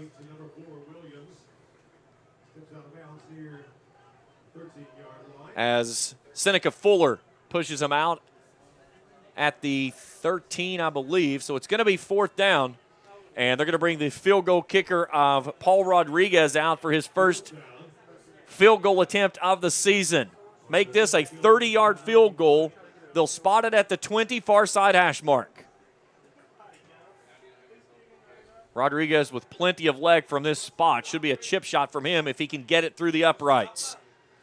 Spot is back. Ball is up. Kick is in, and it's through. It's good. So make it 19-12 with 32.9 seconds to go in the half. And more importantly, Knights come away with some more points. Yeah, KCU now in a, just keeping that margin out there, making it a little bit harder for the Bears. They closed in, got a chance, and had a couple of opportunities here in this first half. And a lot of this may be the game experience going on right now. I think so. That was something that Coach Phipps talked to me about in the pregame show is they've got 2 games under their belt. The Bears have none. And, again, seeing things, talking about it at halftime, making those adjustments, that's where you're going to see the difference in this football game coming out in those first 5 minutes of the third quarter. Bears desperately need to stop to start that second half, too, get the ball back and try to get momentum back on their side here. And let's see what they elect to do here. Do they try to get fancy and try to get down the field and find some points, or do you take the knee after the return and go to the locker room and be happy that you're down only 7? Yeah, right. Of course, you can hope for a great return, too, though, and give you a shot. Paul Rodriguez was going to try to go back to his high school days. He had his tee setting out at the 40. Official said, I need you to back up 5, my friend.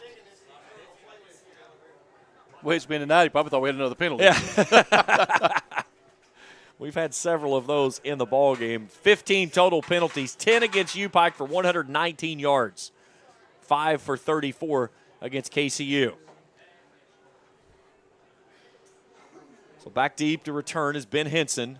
Soto and Sanders about 7 yards in front of him. Let's see which way Rodriguez elects to go to it. They've been going towards Soto.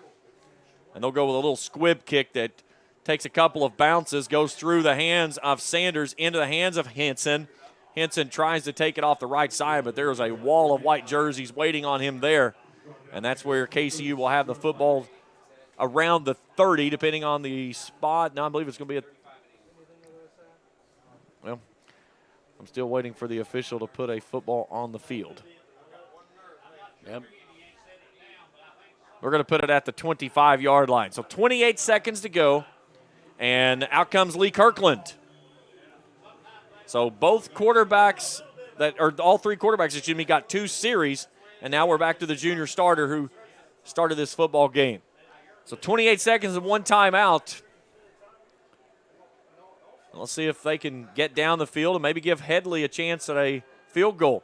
Low throw picked off the turf on the near side by Sanders. Sanders tries to make a cut after crossing the 30-yard line and loses his footing. KCU does not look, or excuse me, UPIKE does not look to be in any hurry. Now they'll spot the football with 10 seconds to go.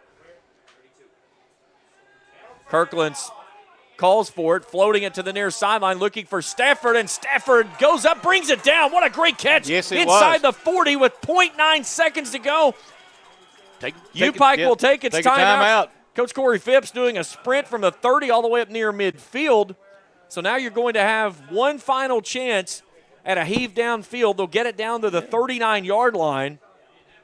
You're not in range for Headley's foot, so no field goal here. But you can also try to get a pass interference or a penalty and play an untimed down here. Got another yard on the spot. They moved it up to the 38. That was a beautiful ball there by Lee Kirkland.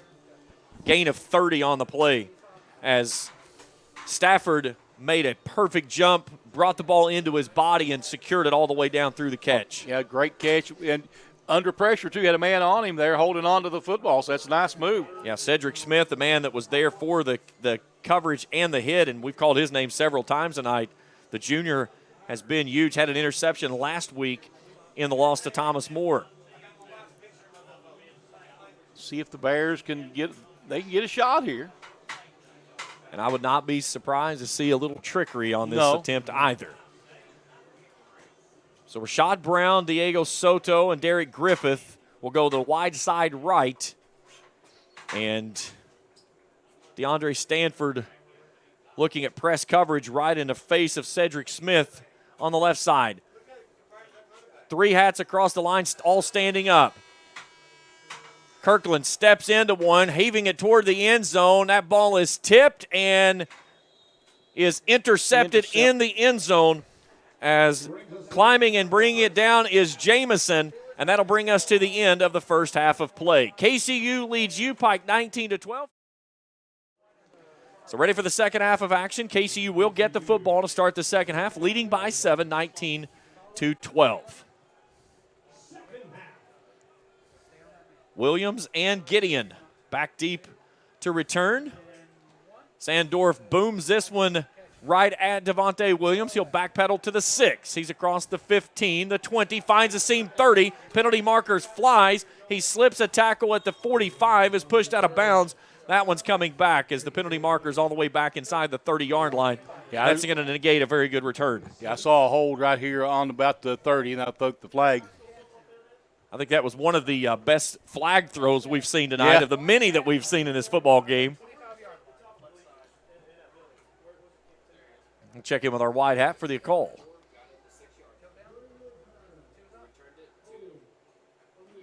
And it will be a hold from the spot of the foul, so at the 27-yard line, back it up 10.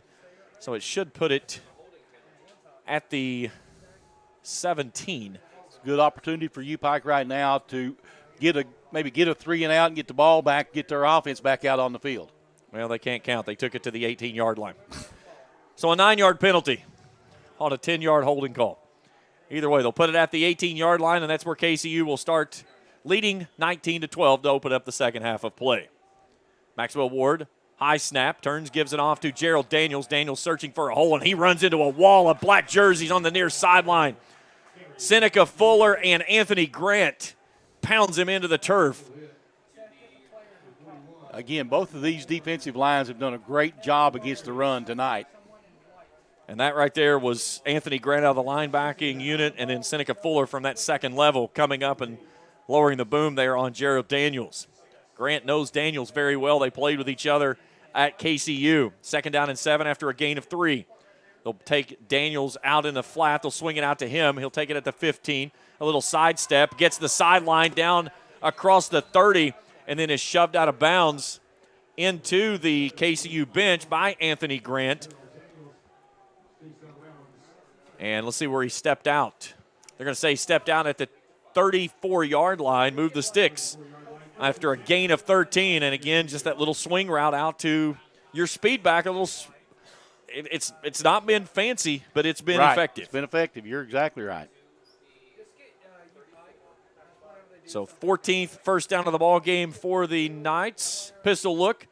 Blitz coming off the edge. Ward pulls it back, fires it across the middle, and can't make the hookup. He was looking for Corey Garcia on the slant. Had 2 men in the area of Brett Coleman and Cameron Miller. He may have heard some footsteps. Maybe, yeah. 2nd down and 10 on the incomplete pass. He was getting ready to get the boom lowered on him if he catches that ball. There's no doubt. And Ward stood in there and delivered a catchable ball, looking at pressure coming from Travion Pope off the edge. So 2nd down and 10 from the 34. Daniels in the left pocket now of Ward. A high snap. Ward wants to throw on 2nd down. A little shovel pass, and that one's knocked down. It was swatted away at the line of scrimmage by Seth Lindsay, the senior out of Harrisburg, Pennsylvania. 3rd down and 10. Lindsay, one of those guys that made the trip over from KCU a couple of years ago. Bears need a good 3rd down stop here and get the ball back. This would be huge. KCU 4 for 9 on 3rd down conversions, but they've gone 0 for 5 since that 4 for 4 start. They need 3rd and 10 to move the sticks from their own 34. Sidecar left now. Ward on 3rd down. Stands in the pocket, delivers a ball near side. He's got a man covered in a step to Austin Mullins, and he overthrows it. He got in between the coverage downfield, and it falls incomplete. And a nice stand there by the Bears defense as the clock resting with 13:26 to go in the 3rd quarter, and a punt coming up for KCU. See if Josh Irvin can get a good return here. Braylon Barton will stand back on his own 20. Ignacio had a beautiful punt there in the first half as he pinned the Bears back on their own 2. They come after this one. He'll get it away. Barton runs up and fields it at the 34 far sideline, crosses the 40, spins at the 45, and that's where UPIKE will have its first series to start the second half. With no protection, that's not a bad return. Not bad at all. We'll see if they keep him at the 45 or put him back at the 44. 13:15 to go in the second, or the opening minute and seconds of the second half. So put it at the 44-yard line, and the junior out of Bluffton, South Carolina, Lee Kirkland, will march his team out down by 7. Well, he engineered a great opening drive to the ball game. He'll start with Alex Sanders as a left sidecar. 3 receivers wide left, 1 right. They'll give it off to Sanders. Sanders a little stutter step off the B gap, and he'll get out to the 45 on a gain of 1. Both of these defenses have been stellar on the running game. Neither team has been able to get anything on the ground. You're right. KCU coming into the game was only giving up an average of 111 yards of rushing through their first 2 games with Georgetown and Thomas More. Same set for Kirkland. He'll bring it out to the near side in the slot as he'll make the hookup. As making the catch there was Braylon Barton. It's going to depend on the spot, but he's close to a first down. I think they're going to give it to him. They'll put him at the 46. Nope. In between the 47 and 46. They'll make it 3rd and inches. It's less than a yard. They're going to bring on Keyshawn Krosky, the junior out of Sumter, South Carolina, as they'll put him as an H-back as he'll replace Rashad Brown. 2 receivers right, 1 left with an H-back of Krosky on the right side. 4 hats across the line for KCU. Kirkland keeps it himself, lowers his shoulder. He's got first down yardage and more as the pile stands up at the 45-yard line. Move the sticks and another Bears first down. They're 17th of the ball game. And now penalty markers fly at the end. KCU may have just picked up 15 for extracurriculars after, as the Bears indications clapping coming away with a penalty marker pointing against the Knights. Now the Knights are going to point back. Let's see what the Whitehead signal will be here. So from the 45, if it's a personal foul, it'll take it down to the 30. And they're going to march at that direction. He's still marching. Let's see if he can keep going. You've got 4 more steps to make, my friend. Right there. Perfect. 15 yards. 1st and 10 now, and the Knights on their heels as the Bears knocking on the red zone door on their first drive here to open up the second half. 2 receivers right, 1 left with an H-back of Krosky on the right side. Sanders, a right sidecar for Kirkland. Kirkland claps the hands, then steps up and looks to the sideline for an adjustment. Play clock at 17 as he makes the call, steps back into his offset pistol look. 4 hats across the line, 1 high safety for KCU. Kirkland drops back, looks to the far sideline. He's got his man there of Derek Griffith. He makes the catch at the 30, shifts downfield to the 25, and then is pushed out of bounds by a pair of Knights. Leading the charge there was Joseph Jameson, who had the interception in the first half. So 2nd down and 5 after a gain of 5. Good start to this second half for the Bears. And again, steady Eddie, as we called him in the first half. Lee Kirkland just looks poised of being able to execute what could be a game-tying drive right here. Kirkland takes it on 2nd down, pumps, looks left, going for it all. He's got a man in the end zone, but he can't hook up as he had Rashad Brown and DeAndre Stafford. Brown was the man closest to the catch, but he can't hook up. It's incomplete, and it's 3rd and 5. I like the aggressiveness there. I do. Well, and that stretches that defense a little bit too, because, if you settle into that short game, they'll start coming up on you. Stafford was smothered down that sideline, though, by Cedric Smith. 3rd and 5. 2 receivers left on the wide side of the field, and now 2 right as well, as Brown will join Derek Griffith on the boundary right. Right sidecar is Sanders. Here's a dart across the middle as he makes the hook up to Brown. Brown spins out, gets into the seam. He's inside the 10, down near the 5. Move the sticks into the Bears first down. They're 19th of the game, and it'll be 1st and goal. And now we've got an injured player for KCU. Still trying to see the number as the athletic training staff comes to get him. 11:02 to go in the third. Injury timeout. We're back after this on the UPIKE Sports Network.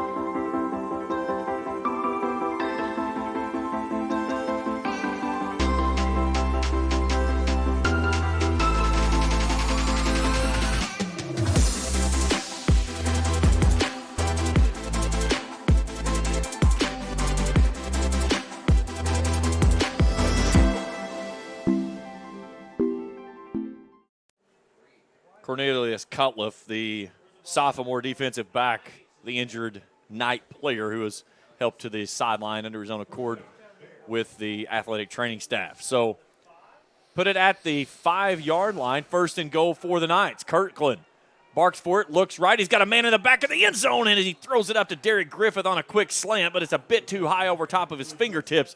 Falls incomplete, but a penalty marker on the far sideline. I don't think everybody was set. No, substitution. He ran through the offense to get to the defensive side. I think that's why Kirkland barked for it, because usually he claps and then turns to the sideline. They win as soon as he clapped that time, and I think they've got a man off sides. Well, he should have been, because he was in the backfield. He almost took the handoff. And, yeah, that right there is a smart move. Very smart move there. So they'll push the football up now to the 4-yard line. So 1st and goal now from the 4 with 10:51 to go in the third. Right between the hashes. Kirkland puts a man in motion. That's Griffith from far side to near. Now he comes back. He'll turn, give it off to his tailback of Alex Sanders, and he gets no gain, 2nd down and goal. Trying to go with a little inside handoff there, and there was nothing home. I think hoping that motion might give them a break there. 6th play of the drive coming up here.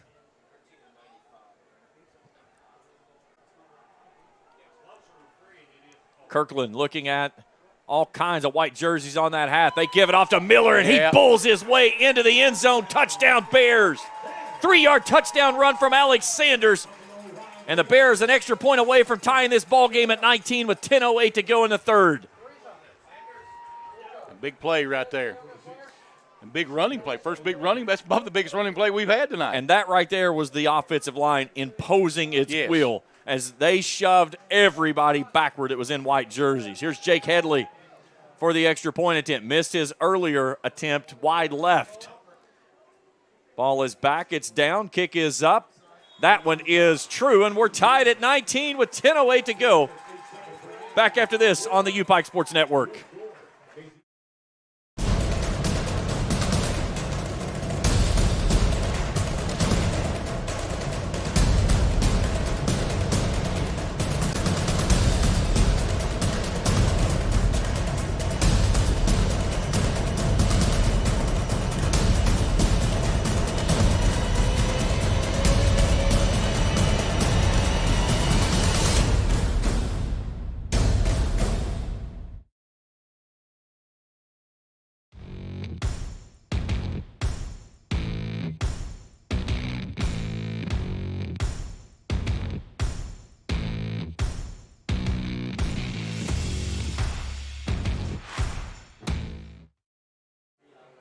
A dandy drive there by UPIKE. 7 plays, 56 yards, 3 minutes, 7 seconds. And Alex Sanders rolls in from 3 yards out And we're tied at 19 with 10:08 to go here in the third. So Sandorf ready to kick it away. Gideon and Williams deep. This time he'll take it down the center at the 9-yard line as Williams. Williams shakes and bakes, crosses the 25, angles back into the middle of the field. Up the seam he goes, still on his feet as he'll push out to the 40. And that's where KCU will start its second drive of the second half.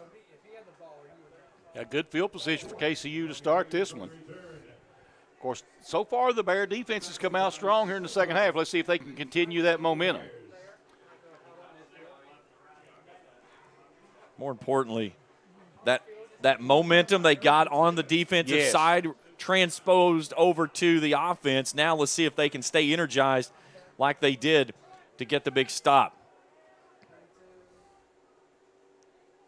Williams will start on the left sidecar. They'll give it to Williams. Williams finds a hole off the left side as he starts his jump cut. He loses his footing. He'll dive forward to the 45, a gain of 5, 2nd and 5. And they're going to give him a gain of 6 out to the 46. Ball between the hashes. Just outside the Pikeville logo at midfield. 2 receivers, right, 1 left with an H-back. Ward, play action.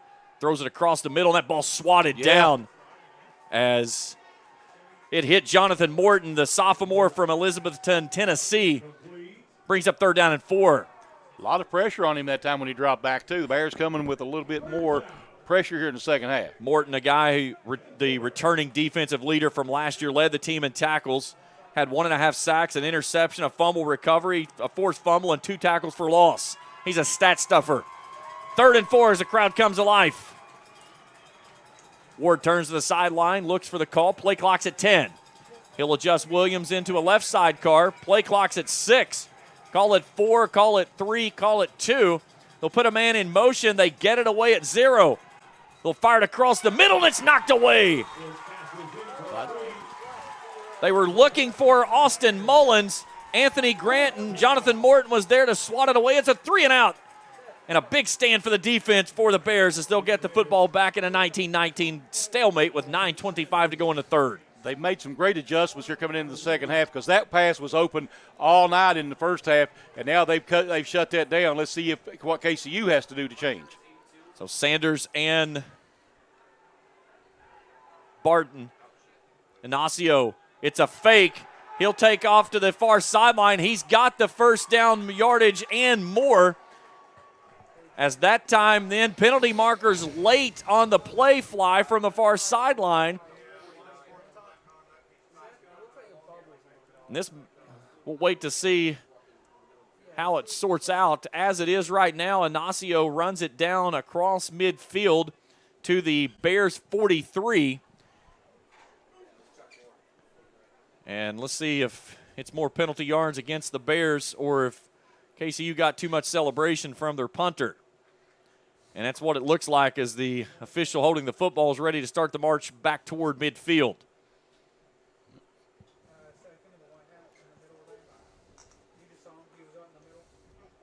They are.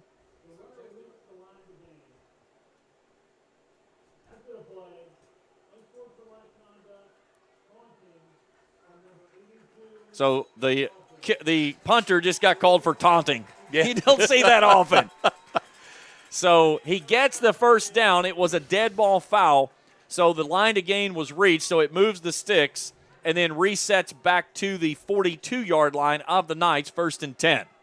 So almost exactly where they were before the play, but they got the first down markers. So, and that's his first unsportsmanlike of the game. Again, 2 of those. Right, you're out. You're done for the game. So, and the next game. Yes. So double barrel shotgun look for Ward on first down with Williams and Daniels. Ward rolling out right. He'll bring it to the near sideline. He's got his man there of Taylor Rucker Daly. He makes the catch just shy of midfield. Put him at the 48-yard line. That's a gain of 6. Make it 2nd down and 4. Daly last week, 1 catch for 13 yards. Had 2 balls for 53 on the season. Daly, a sophomore, 5'11", 175. They'll get an attached tight end this time on the far sideline. 2 receivers right, 1 left. Man goes in motion. That's Mullins. They'll give it off on a counter play. That's Williams as he angles right up the right side of the center. And then he is stonewalled after crossing midfield at the 49-yard line. That should be enough, depending on the spot of the football, to move the sticks, or it's going to be 3rd and inches. I think it'll be 3rd and a yard. They're going to mark it was what they're about to mark at now. So it's nose of the football at the 49. They need the 48, so call it 3rd and 1.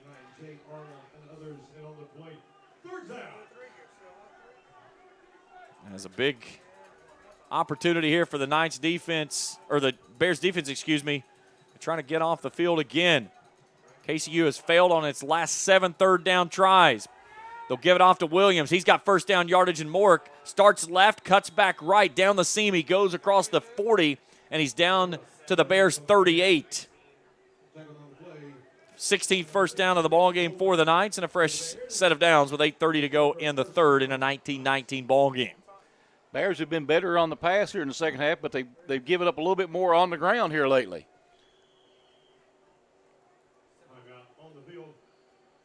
And now a stoppage in play. You got an equipment problem? I think so. Yeah. So Williams is going to have to step off. So Gerald Daniels will return. And again, those two are interchangeable. They've done pretty much everything that you could ask for a running back and playing in the passing game out of the backfield. So on 1st and 10 from the 39 now of the Bears. They'll go play action. Ward rolling out. He's got a man looking for Richmond Sims at the 5. It hits him in the chest and falls incomplete. It was partially deflected by Gary McGowan, the junior out of Bakersfield. 2nd down. Yeah, McGowan right there and just got a finger on it enough to throw it off of his vision.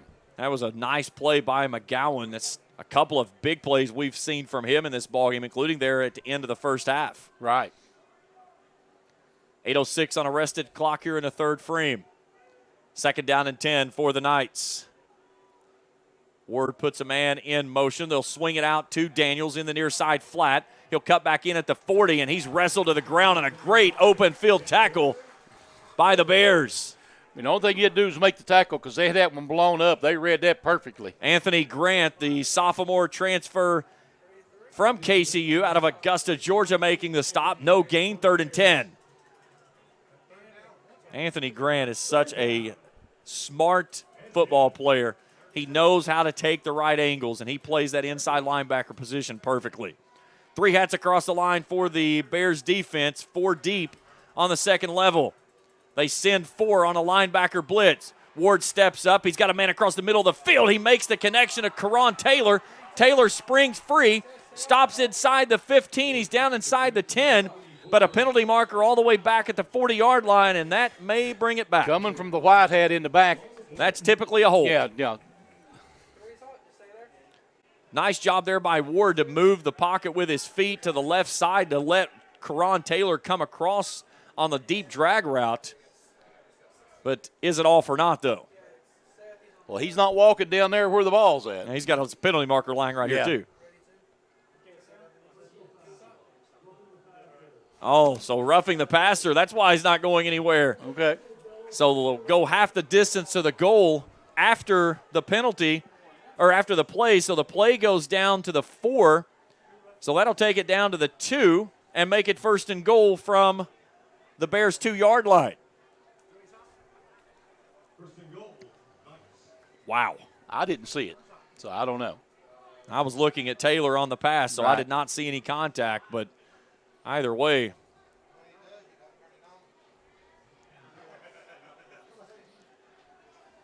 So Ward on 1st and goal. Puts the tight end in motion.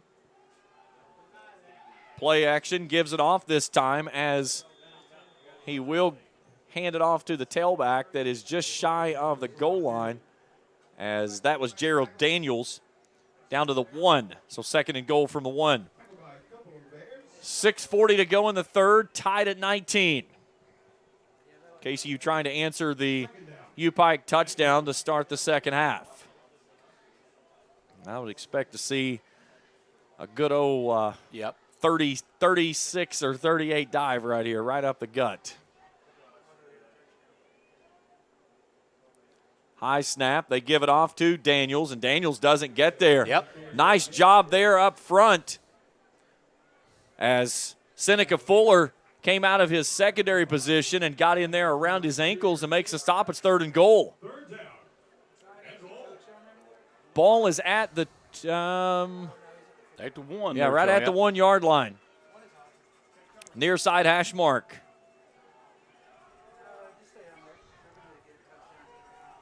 We'll see if they try to stretch it this time with UPIKE filling the gaps.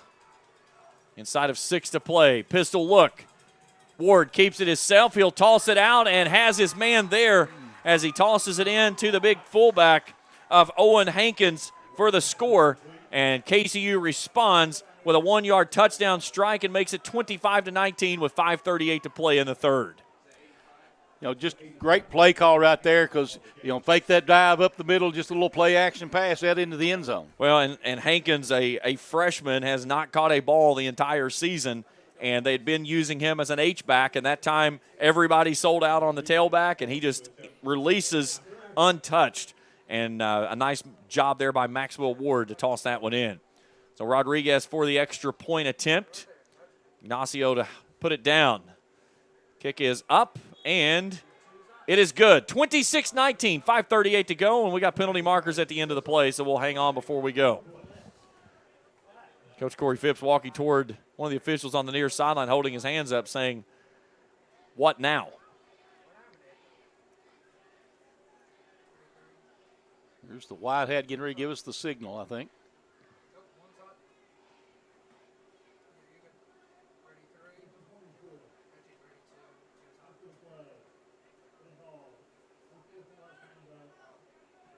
Unsportsmanlike so on UPIKE. Unsportsmanlike conduct on UPIKE.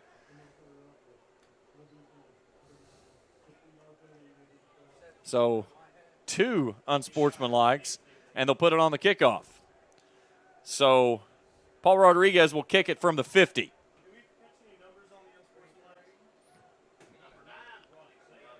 Now the last one of them was Travion Pope. I did hear number 9 for certain. I didn't hear the number on the first one. So now the question is, will KCU try to sneak one in here with the ball up near the 50? Yeah. That last drive, 11 plays, 60 yards. Owen Hankins with the 1-yard touchdown, and it's a 26-19 lead with 5:38 to go in the third. It's like Bears got a hands team out there just in case. I would imagine so. 5 guys up on that front line, and they've got Barton standing on the goal line. Rodriguez can take 2 options, a squib kick or try to bang this one out of the back of the end zone. And he's going to bang it out of the back of the end zone. So a touchback will give the Bears, the football down by 7 with 5:38 to go at the 25. Another big drive coming up here for the offense of the Bears. They need to answer this because they got back into the ball game now. Momentum wise, they need to keep it up. 64 yards of rushing for KCU to Pikeville 16, but that last drive, they really found the rushing attack that they needed to answer in a big way. So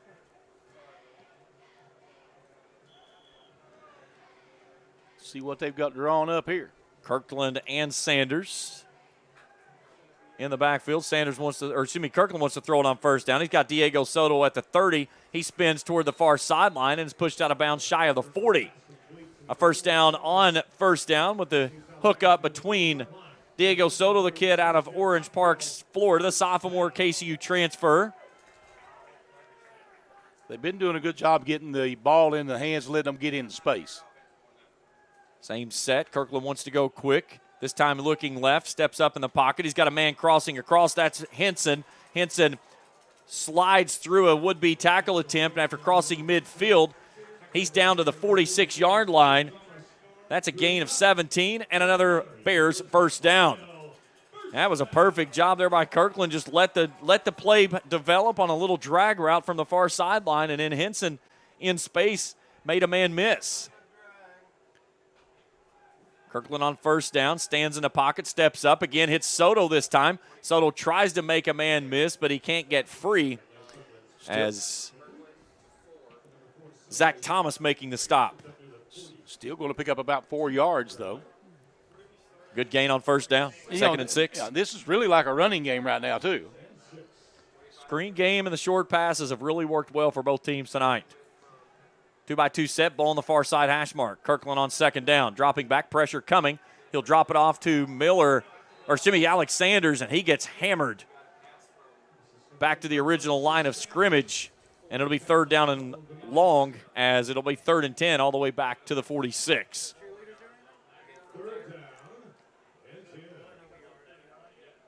Sanders made the catch and took a big pop on the back end of it. Sanders a right sidecar. 4 hats for the Knights. They bring the pressure. Here's a ball that's threaded the needle to Rashad Brown, and then he coughs it up on the back end of it. KCU has it. Returning it is Cedric Smith. He gets it across the 40. And after a nice catch there by Rashad Brown, coughs it up on the back end, and the turnover hands it back to KCU, leading 26-19. Had a good drive going, too. That's one of those things, again, you try a little too much and cost you in the back end, and the Knights forcing the turnover. That's turnover number 3 in this football game. 2 interceptions and now a fumble.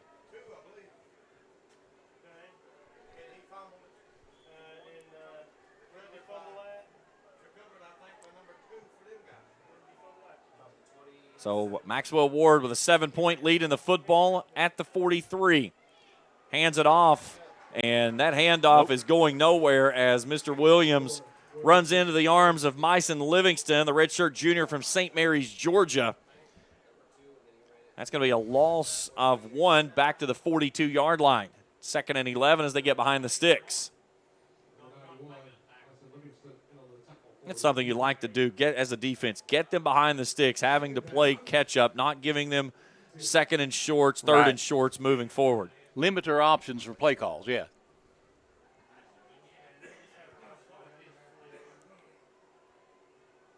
Ward wants it on 2nd down. That's motioned. Everybody moved before the ball got there. They bring it off to their big tight end. Nice tackle. As that's some Kochku Agzikbe, a 6'4", 240-pound junior. And he'll take it out to the 44-yard line, make it 3rd and 9 after the short gain.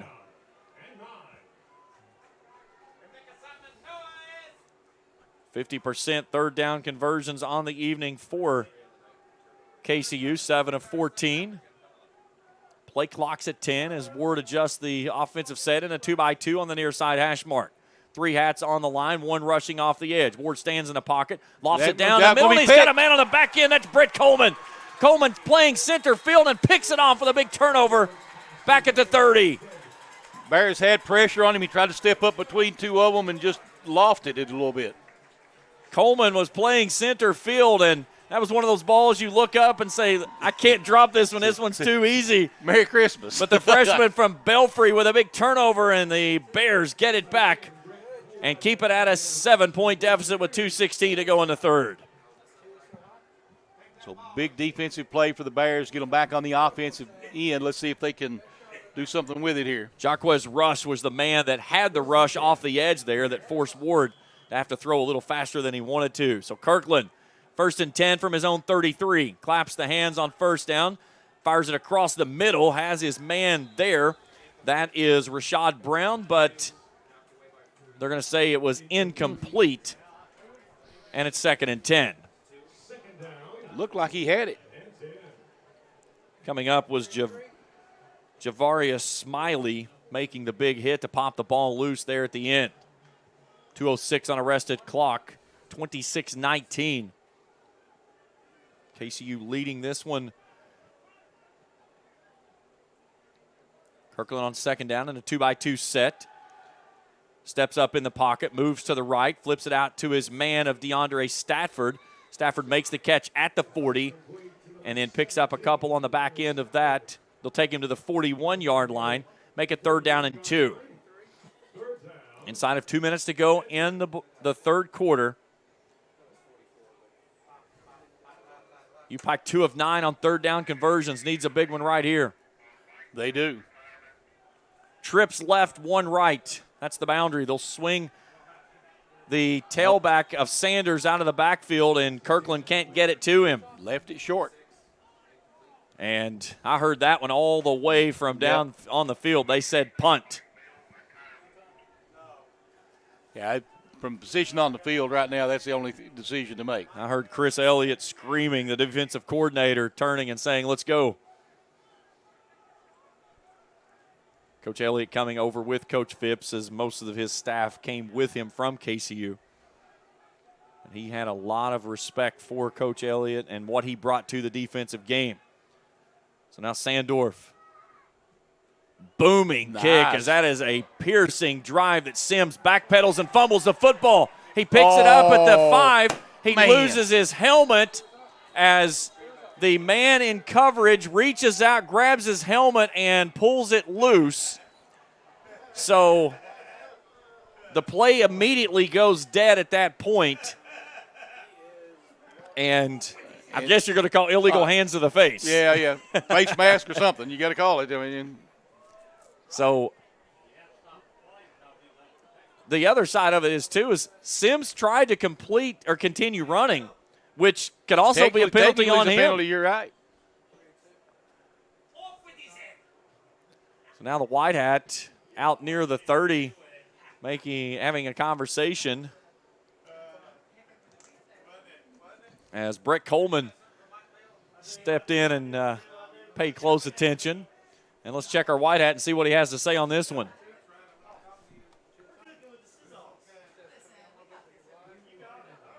Personal foul, face mask on Pikeville, yeah. So a 15-yard penalty from the spot. So it was at the 4. Now they're going to say it was at the 5, so put it at the 20-yard line. So either way, still not a bad. No. You don't want the 15 because you had them pinned, but the penalty doesn't really hurt you at that point, right? No, it's 13th penalty of this football game, and Corey Phipps is wearing out the field judge on the near sideline. So 1st and 10. Ward hands it off to Daniels. Daniels with a jump cut off right tackle, and will pick up 1 yard, 2nd down and 9. Approaching 1 minute to go here in the third. A lot of work for a yard, too. Trying that stretch play on the wide side of the field and couldn't get it. 26-19 our score. KCU leading this one. KCU led this one by as many as 10 back in the second quarter. UPIKE tied the game to open the third at 19-19, and then KCU responded with a touchdown of its own. Man in motion. Ward stands in the pocket, surveying, looking for somebody to throw the football to. That's a backward pass. That ball should be live. Very smartly, UPIKE runs up and scoops it up as Obi Wilson. They call it incomplete. That looked like a lateral pass. It did to me, but they immediately called it incomplete. So 3rd down and 9. Ball at the 21-yard line near side hash mark. Gideon comes in a 2-by-2 set, wide side left for Ward on 3rd down. Pressure coming up the middle. Ward steps up, tries to run. He loses the football. Ball is loose. Maybe. And UPIKE, I think, has it. Yes. They do. First. Let's see who comes out of the pile with it. And that's Big Ben Tate or Travion Pope. I can't tell the number. That's Ben Tate, the Dread Shirt Jr. out of Spartansburg, South Carolina. So a big turnover gives UPIKE the football inside the red zone. They'll take over at the Knights 17. That's huge. Oh, that's momentum on steroids right there. And you need a touchdown right here. Yeah, you can't come away without a touchdown. So Kirkland on 1st and 10 inside the red zone. Hands it off to his tailback, Sanders. Sanders navigating off left side. Tries a spin move. He'll push down to the 15 on a gain of 1, and that may 1-yard gain there. Yeah, the stretch play that just kept on stretching. Let's see if the Bears try to run one more play. They've got 5, 4, 3, 2, 1. Clock is at zeros, and we head to the fourth and final stanza. KCU leading UPIKE 26-19. Fourth quarter's up after this on the UPIKE Sports Network.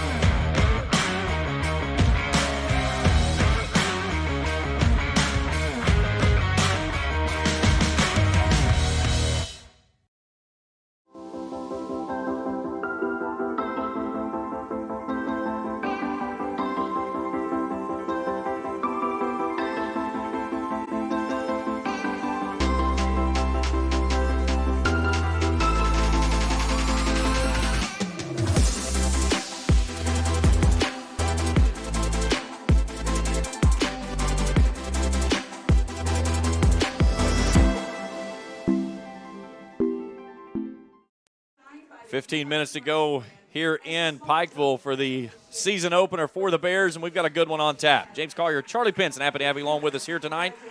Our crew, our producer for tonight's game, David Chapman. On camera, Zach Meek, Elijah Purvis, Seth Whipp, and Zaya Amos doing a fabulous job here bringing you coverage of Bears football. Bears, like I say, big play on the defensive end right there, and now they can get some points on the board and tie this thing back up. Points off turnovers can become such a momentum swing, and especially when a turnover happens to where it gives you the football inside the red zone, and that's where the Bears took over. The 1-yard gain makes it 2nd down and 9 from the Knights' 15 to start the fourth and final quarter. Trips right, 1 left. That's the boundary. Standing up top is Stanford. Kirkland takes the snap on 4th down, swings it out to Sanders. Sanders slips a tackle, pushes down to the 10, and rolls across the top of the tackle. They'll put him down at the 10-yard line. So a gain of 5 makes it 3rd down and 4. Make it actually a 3, looks like. They'll bring in Keyshawn Krosky as an H-back. Knights showing blitz coming off the edge. Kirkland keeps it himself. He'll navigate out down to the 5. He's down across the 5 to the 4. Move the sticks and make it 1st and goal. Beautiful play right there. He just saw that opening and took it himself. That was an audible call on his own, I'm sure. And that was smart because he had an edge blitz coming that was going to get home if he tried to hand it off. Instead, they've got it 1st and goal. Kirkland starts with Sanders to his left. Kirkland keeps it himself, works off left tackle, and back to the original line of scrimmage to the 4, make it 2nd down and goal.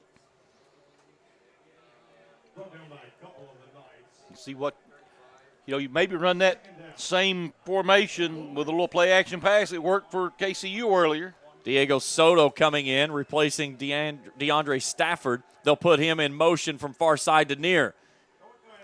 Kirkland rolling right, looking right. He'll lob it to the back of the end zone, and he's got his man there, Derek Griffith, for the score. Touchdown, Bears. 4-yard touchdown strike from Kirkland to Griffith, the JUCO transfer out of Sacramento, California. An extra point away from a tie ball game for the Bears with 13:40 to go in the ball game. He threaded the needle there on a beautiful throw. Just a rifle shot down through there. So Jake Headley, the junior, to tie this ball game. He missed an extra point from this end back in the first quarter. Snap is back, ball is down, kick is up, and that splits the uprights and ties us at 26. 13:40 to go. We're back after this on the UPIKE Sports Network.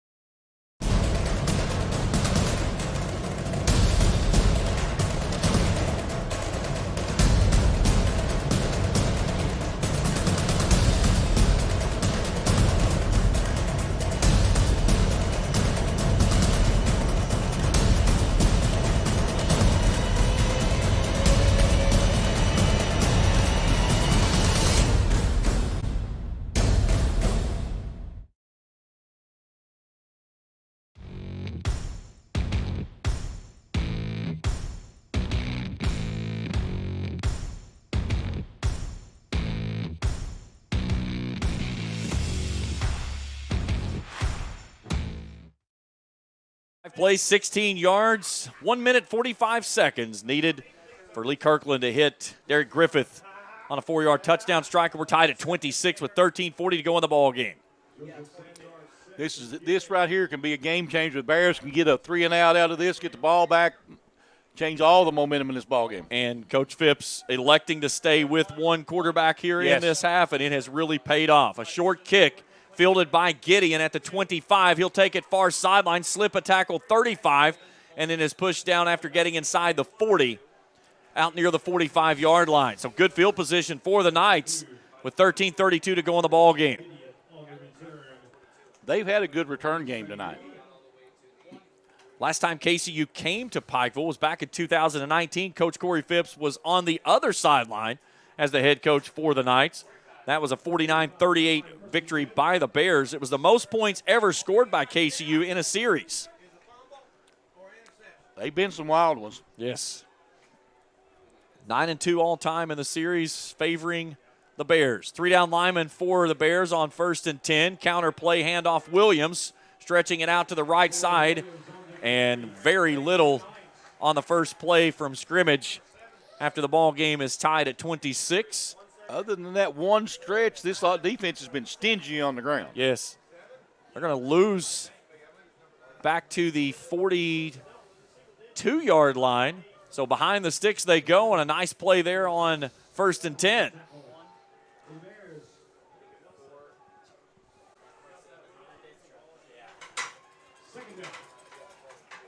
Two-by-two set for Maxwell Ward and a pistol look. Pressure coming off the edge. Ward wants to throw, looking for a home run ball. He's got his man there, but he can't make the hook up.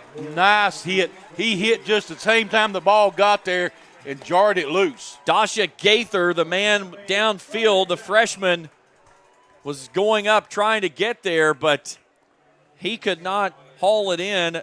Perfect coverage downfield as well by the Bears, as Joe Temp, the senior from Cottage Grove, Minnesota, was the man in coverage. Make it 3rd and 13.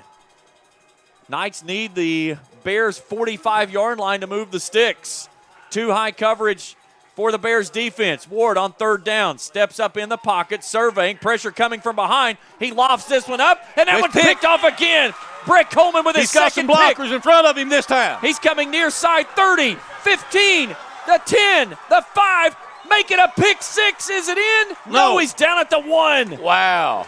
Brett Coleman with his second interception of the ball game, and it'll be 1st and goal from the 2-yard line for the Bears, trying to take their first lead of the game since leading 6-0. We talk about momentum. That's it right there. Alex, it was a big hit there on Maxwell Ward when he let the ball go.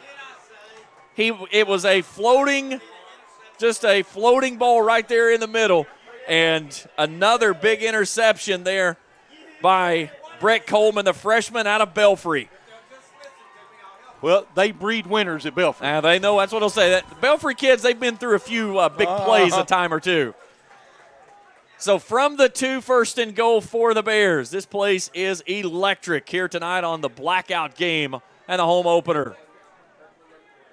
So Kirkland with Sanders to his left side. Man goes in motion. Kirkland takes it on 1st down, gives it off to his man, and Sanders breaks through for a 2-yard touchdown, and the Bears are back in front. Make it 32-26.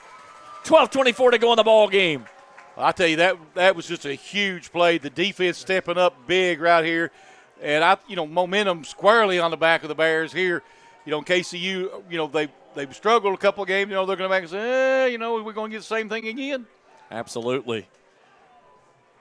How big has the play out of the second level from Brett Coleman been? Oh, huge. So Headley's extra point to make it a 7-point lead. Low snap. They get it down. They put it up and through. 33-26. 12:24 to go. And the momentum, you can just feel it. You can feel it. Well, you could feel it just as soon as you grab the ball. Then you look down there. It looked like a punt return because the whole defensive line was out there in front of him, leading him down into the end zone. And, just a huge night here for Pikeville. Beautiful crowd out here. Beautiful evening for football. We had rain earlier in the day, cleared up this evening. and we've had nothing but good weather and good fortune right now for the Bears. Now, if you're KCU, how much pressure is on the offense? Yes. And, you got this quarterback. We talked about him. He's a young quarterback, his first start, and he's done a great job. But this is the most pressure he's ever faced as a quarterback. Absolutely. So just a huge, huge play for the Bears. Now they've got to come back still and keep up the momentum right now. It's on their back, but they've got to hold on to it. 33-26, 12:24 to play in the ball game. What a way to start the season here on the UPIKE Sports Network. These are the kind of games you like to do. Oh, now. Absolutely. I don't care who's playing. This is the kind of football you like. I don't care if it's Pee Wee or NFL. Sandorf ready to boom it away.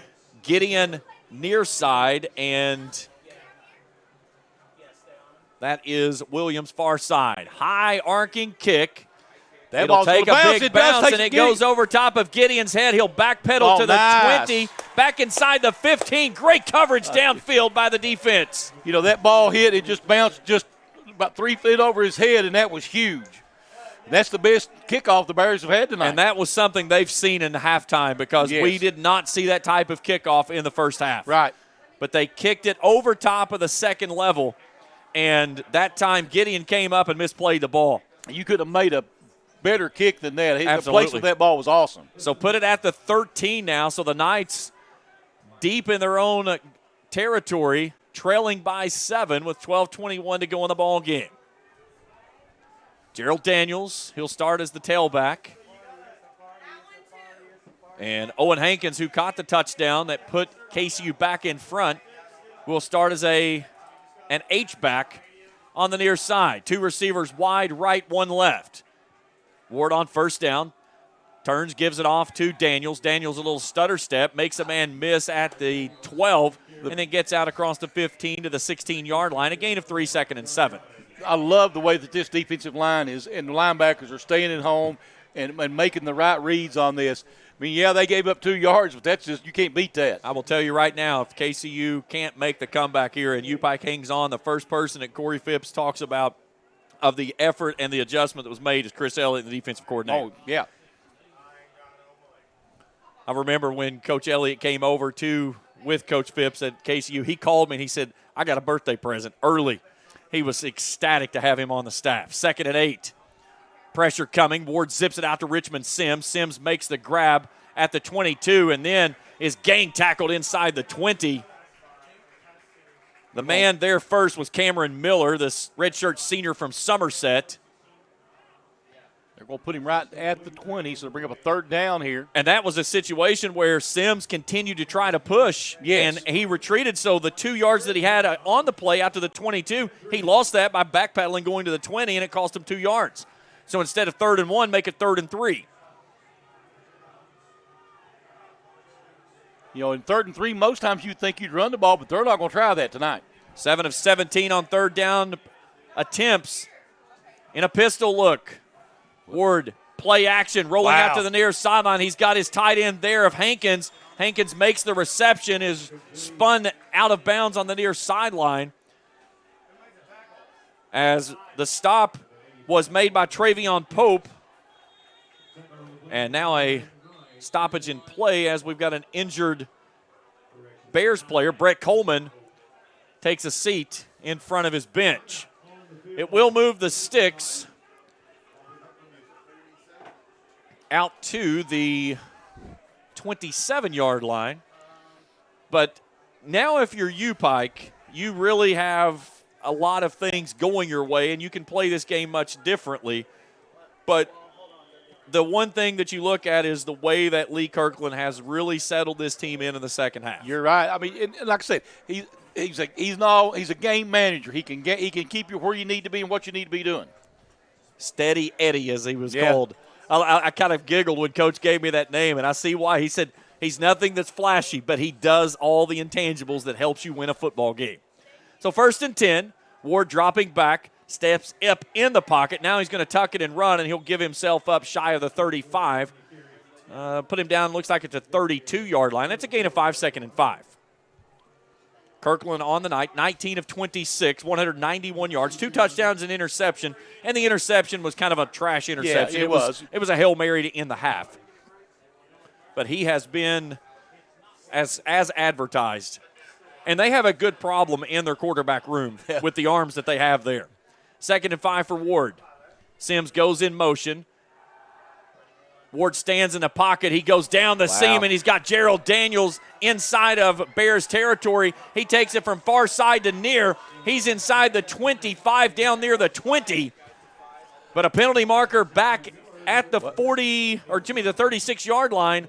They wanted to call holding down there. He reached out, tried to grab him twice, couldn't get a hold of him. And let's see what we get here.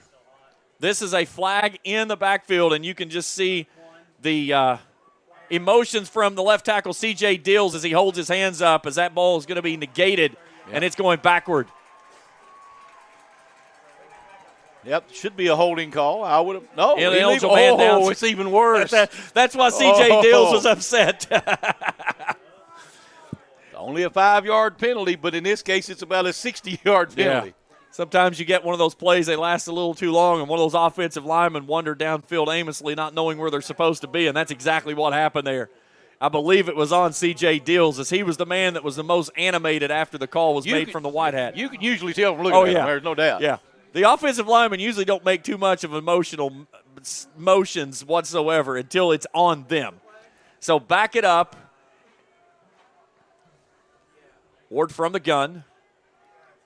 Wants to throw it. A little shovel pass out to Daniels, a little shimmy shake after making the catch, and then he's hammered and dropped by Ben Tate shy of the 30. Looks like the 29 is where they're going to spot it at. They'll make it 3rd and long.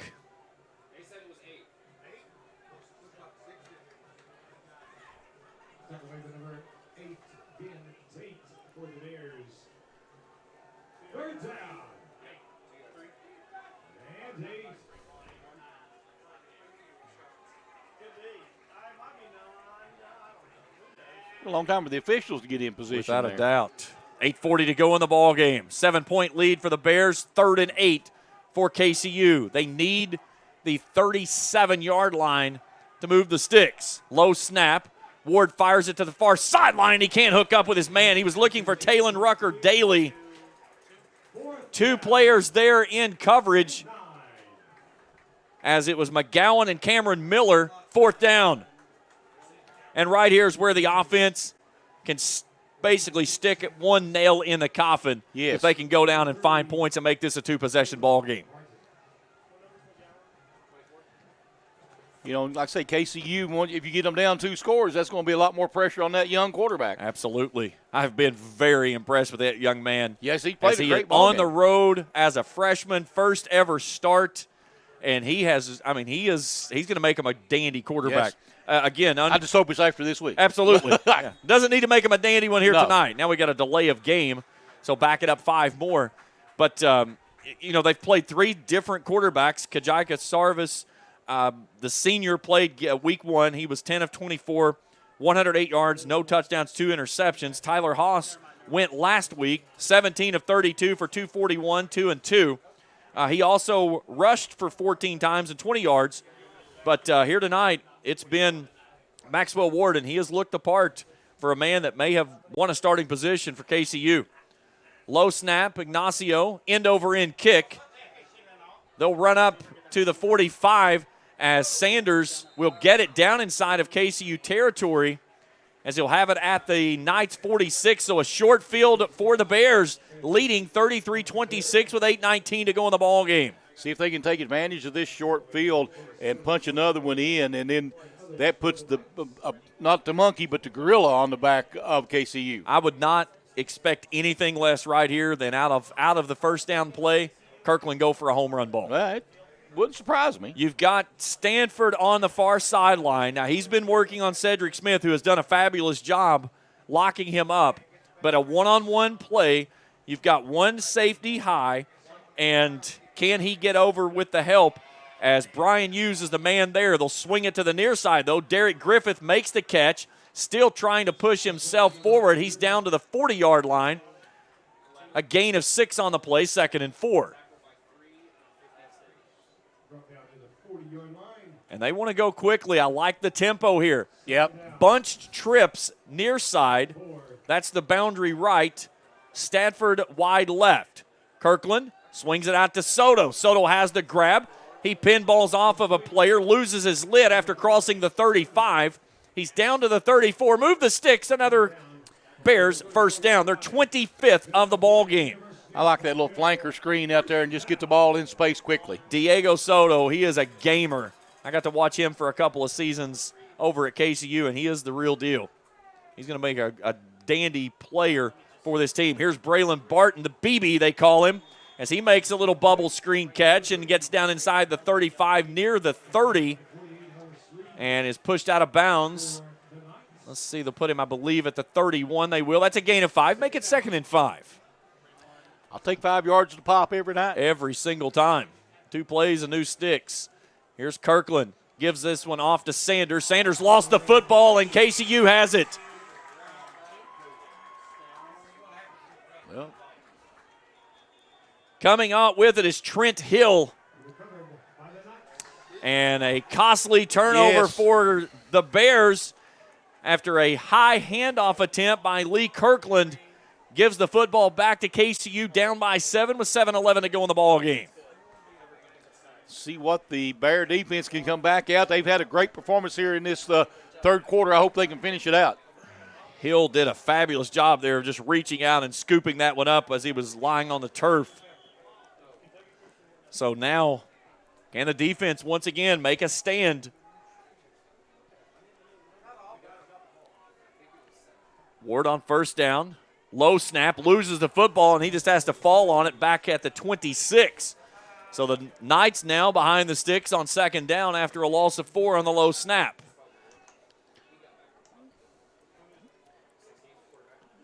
You know, again, they may be in that mode that UPIKE was in the first half, trying a little bit too hard now that they're behind on the board. Gabe Singleton, the center for the Knights, had a problem with that exchange of getting that one back to it. Pikeville has outscored KCU 14-0 in this quarter. It's the only quarter that the Knights have yet to score yet in this ball game. They face 2nd and 14, 6.5 to go in the ball game. Ward swings it out to Williams in the flat. He'll cut into the seam, reverses Fields. He's going backward, and here comes a lot of black jerseys that's got him bottled up. Now he turns and goes backward, and that time he's going nowhere. It's a huge loss. What a play there by Jarquez Russ, the linebacker, who chased him into pursuit. He just ran about 50 yards to lose a ton. Well, and what's really nice about that is they kept their spacing in there just like they were on a kickoff return, and they didn't give him any room to go anywhere. Take him back to the 14-yard line, so make it 3rd and 26 inside of 6 to play. You don't have too many 3rd and 26 plays in the playbook. They need the 40 to move the sticks. Ward, pressure coming. Going to the right, he'll fire it out to a man on the far sideline who makes the curl route catch as he hooks it up with Vincent Taylor. So they've got a manageable 4th down attempt if they want to, but the punter's already coming out. And I will guarantee you this, there will only be one person deep and everybody else covering up for a fake. Yeah, we're not going to have it happen to you twice, no. are you? Do that once, shame on you. Do that twice, shame on me. And I'm looking down at the sideline, and Chris Elliott is waving his hands, telling everybody, stay away from him. Got a man that has to run off late. He just gets off. Nobody rushes the kicker, and Ignacio hangs a beauty. It'll take a big bounce. Oh, huge across the 10, the 5, the 2. Second ball for Ignacio that he'll put down inside the 5. Try this one at the 1. So a beautiful kick. 75-yard kick. That's, by the way, that is his longest by a long shot. His longest of the season was 51. That's also a career long for Ignacio. So 5:25 to go. UPIKE will have the football with a 7-point lead on their own 1.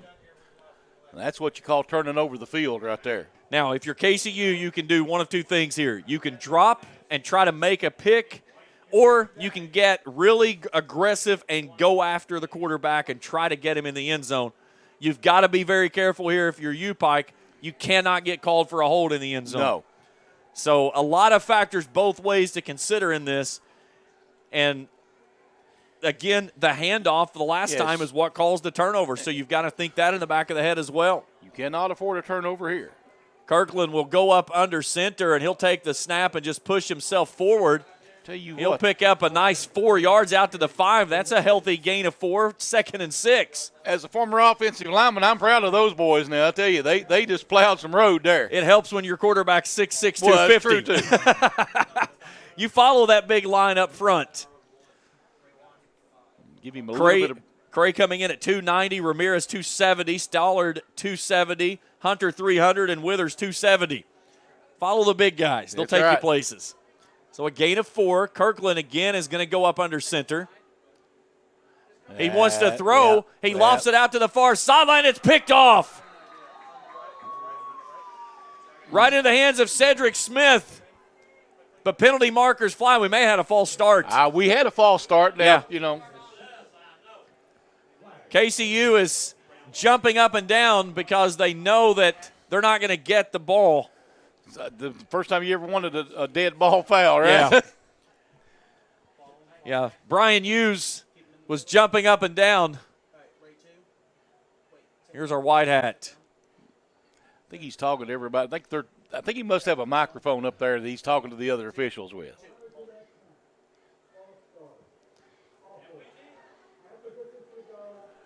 So a false start half the distance to the goal will negate the turnover, and that's huge. That's a blessing right there. That's exactly what that's that where is. you walk over to the man that moved and say thank you. Yep. And that looked like a play to where they were trying to go on a different cadence, and everybody was not on the same page. Yeah, exactly. You know. So in his own end zone is Kirkland. He'll clap for it. Motion off the edge by Hill, who recovered the big fumble earlier. 2nd and 8. 4:30 to go in the ball game. Bears leading by 7. Kirkland out of his own end zone. Going for the home run ball. He's got his man down the seam, and that's Diego Soto. See you later, baby. He's going to the house. 96 yards to pay dirt. Touchdown, Bears. Wow. Diego Soto, the KCU transfer, the sophomore from Orange Park, Florida, catches it in stride and takes it 96 yards to pay dirt. 39-26, 4:14 to go in the ball game. Steady Eddie may have graduated just then. Wow. As good as a catch or throw as that was an even better catch. Oh, everything on that was perfect. So an extra point attempt by Jake Headley to make this a 14-point lead. Kick is up, and it is good. 40-26, 4:14 to go in the game. We're back after this on the UPIKE Sports Network.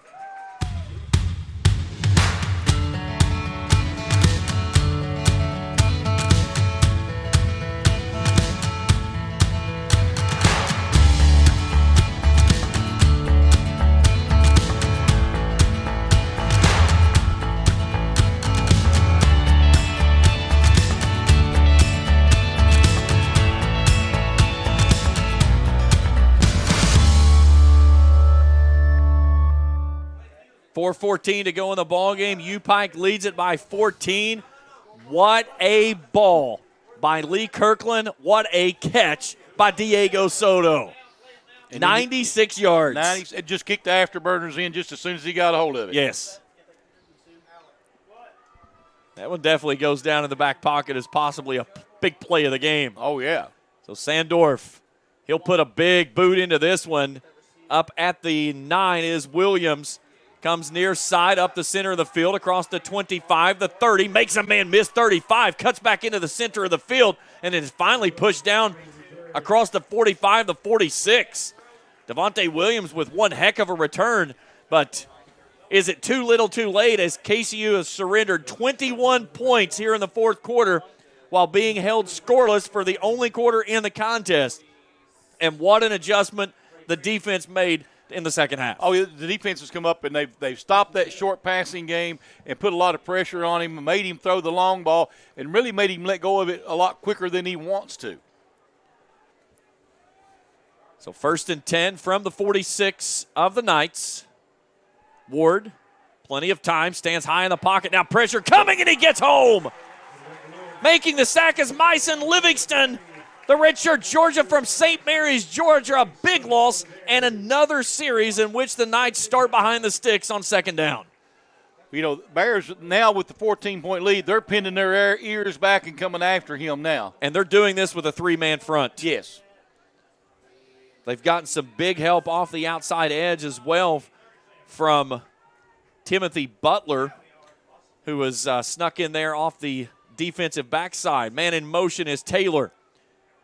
Ward steps up in the pocket, looking right, wants to man to release. He'll try to throw it down the far sideline, looking for Karan Taylor. It's incomplete. It's 3rd and 19 with 3:17 to go in the ball game.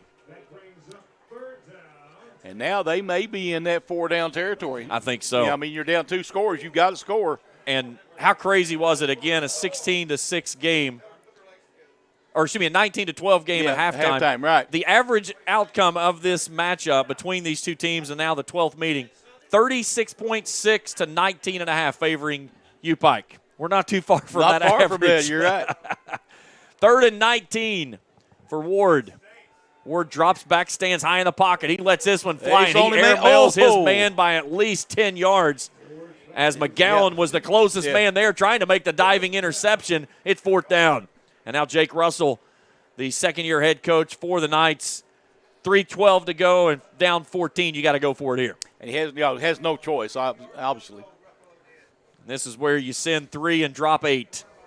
And you put four men across the 45-yard line and don't let anybody past you. Yep. They'll bring Seth Lindsay on as he'll replace Travion Pope. So Maxwell Ward, 4th and 19. This will be their fourth down conversion in the ball game. Rolling out to the right, surveying across the middle of the field. He sees nothing. He's going to let it fly. He's got his man down the sideline, but it's well over his head as he was looking for Austin Mullins. Turnover on downs, gives it back to the Bears, and they're 3-0-2 from opening the season with a win here in the blackout game. Pretty good situation to be in here. You got 2 scores. All you got to do is run the clock out. If you can run 3 minutes off the clock, you got this one. Take it at home. You don't have to take any chances. Here has been the series for KCU since the touchdown in the 3rd. An interception, a fumble, interception, 2 punts, and a turnover on downs. You know, like I say, the Bear defense has come on strong here in the second half and made a big, big impact on this ball game. And by the way, on those 5 drives, a grand total of 3 yards. So here's Lee Kirkland. He'll hand it off to Adrian Madako, who sweeps it out to the left side, trying to find a lane, and he's gang tackled near the KCU bench. First man off the pile is Shemar Sparks, and a timeout Knights. You know, I like the way that he made them spend that timeout because he could have went on to the boundary and got out of bounds, but he said, no, I think I'm going to go down here. So KCU will try to use its full collection of timeouts that it still has here with 2:54 to go. We'll check one first down? Yeah, maybe 2. Maybe 2. I think maybe 2 would probably ice it down. Kentucky still with a 7-point lead over Florida. 6:13 to go in the ball game down in Gainesville. But the Gators have it 1st and 10 from their 20. Michigan and Hawaii was delayed, but Michigan was not delayed in the scoring. 9:49 to go in the half. They're up 28-0 over Hawaii. Oklahoma State leads Arizona State 20-10. That game in the 3rd. USC easing past Stanford late in the 3rd, 38-14. Ole Miss blowing out Central Arkansas 45-0. Oklahoma has opened up a 33-3 lead on Kent State. 2:57 to go in that ball game. We've got 2:54 to play here. 40-26. UPIKE with a 21-point 4th quarter, and They've turned a 19-12 deficit into a 14-point lead.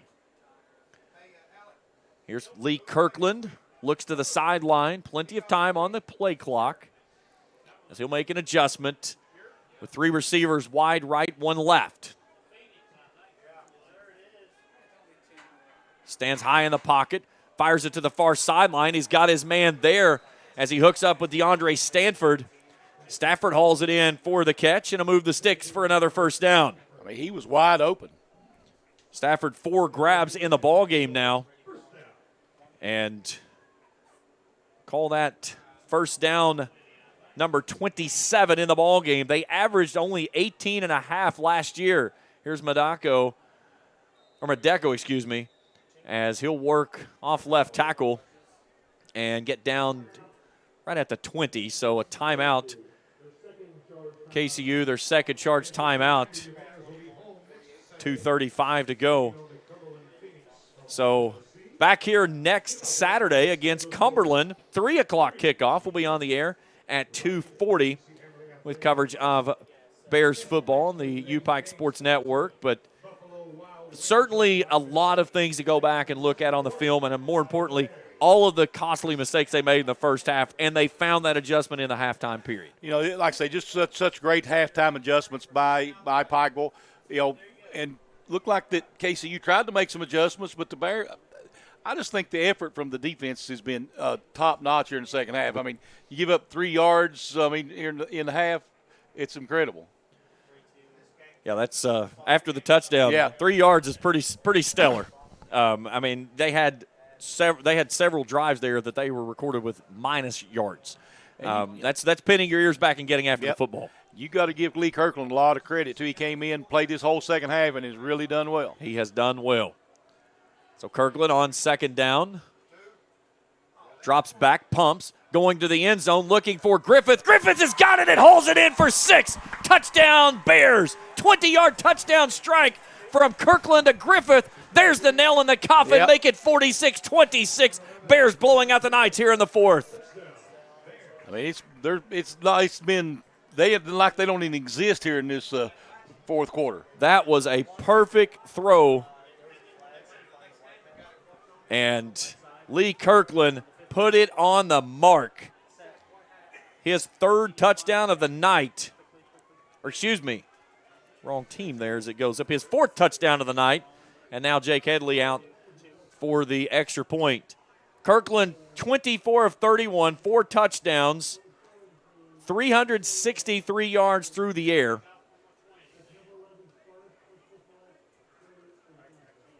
And an unsportsmanlike conduct penalty after the play on KCU. 46-26. And the penalty will be assessed on the kickoff, of course.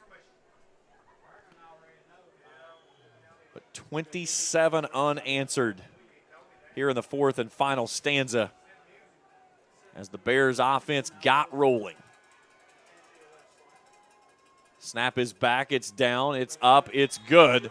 And it's 47-26 with 2:30 to go. We're back after this on the UPIKE Sports Network.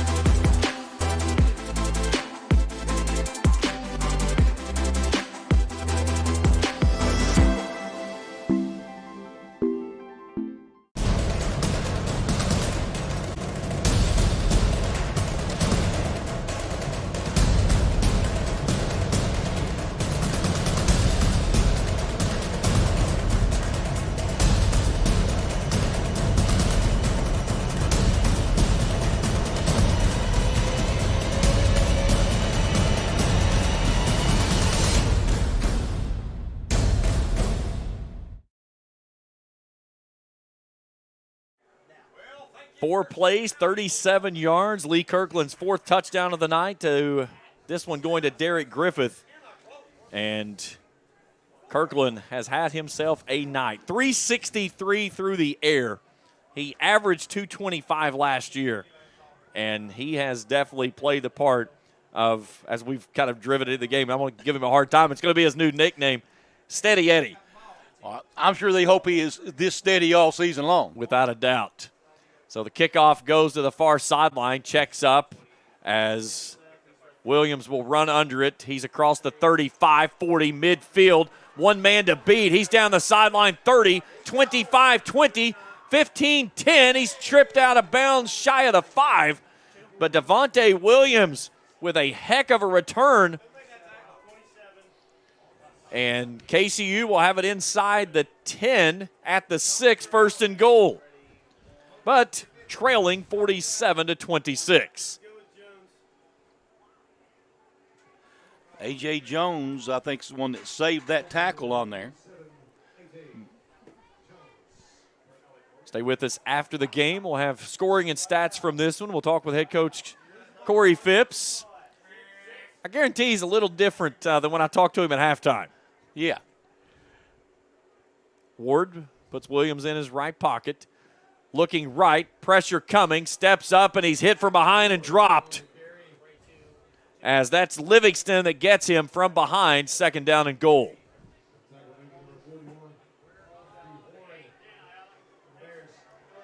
I think the Bears defense stingy. They don't want to give up that extra point now. No, they don't want to give up anything right here. They've pitched a shutout here in the fourth quarter after dropping 28. So a new tailback into the ball game as Joshua Traylor will flank Ward to the right side. They'll give it to Traylor. Traylor starts left, cuts back right up the center he goes, and he stood up there at the 6, third and goal. 1:32 to go in the ball game. Clock continues to run. KCU with one timeout does not appear they're going to use it here. Richmond Sims coming on. He'll replace Owen Hankins, and will work out of the slot in a 2-by-2 set for Maxwell Ward here on third down and goal from the 8-yard line. Ward takes the snap, looking right, throwing back corner, and he's got his man there. Does he hang on to it? He does. Touchdown Knights as Austin Mullins hauls it in. And with 1:04 to go in the ball game, KCU cuts it to 47-32, but Austin Mullins, his first touchdown reception of the season on a nice back shoulder fade there from Maxwell Ward. So Rodriguez will come over for the extra point attempt. Ward on the night, 4 touchdowns of his own. He has thrown 2 interceptions, 21 of 42, though. That's 50%.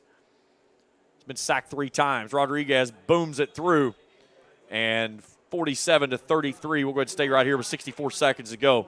So now, take care of the kickoff. Yeah. A couple of kneels, and this ball game's over, and you start the season 1-0. More importantly, you build off of the 2-game winning streak you closed the season last year in 21. Right. You know, you're won 3 in a row now, and you've got your first you've got your nose bloodied a little bit here playing your first game of the season. You've got some game experience going into the next week. Now you just got to build on that. Of course, the defense right now, you don't go in and give them an attaboy here at halftime, and then you just go till we have a quarterback now. Without a doubt. Lee Kirkland has stepped forward. And again, take nothing away from Mason Salmons and Xavier Malone. Coach Corey Phipps has a real problem, and it is a good problem to have because he's got 3 quality quarterbacks that bring something to the table. The biggest thing that I think that Kirkland brought to the table was the composure. You didn't see any of the franticness that you got from Salmons and Malone that were stepping on the field for the first time. Well, you know, he's been here and he's played a lot. He started all year last year, and I think he started the year before. Yeah. So this is his 3rd year starting, so, this is nothing new to him. He had the first 2 series of the ball game, had the last series before halftime, was picked off on the Hail Mary to close the half. But the second half was phenomenal by the junior out of Bluffton, South Carolina. Now Corey Phipps burns a timeout as the play clock was, I think, almost at 0. And he didn't have anybody on the field to return the football. So, again, back here next Saturday, it's a 3 o'clock kickoff. They'll bring in Cumberland's, the Phoenix. 2:40 our pregame begins on Countdown to Kickoff on the UPIKE Sports Network.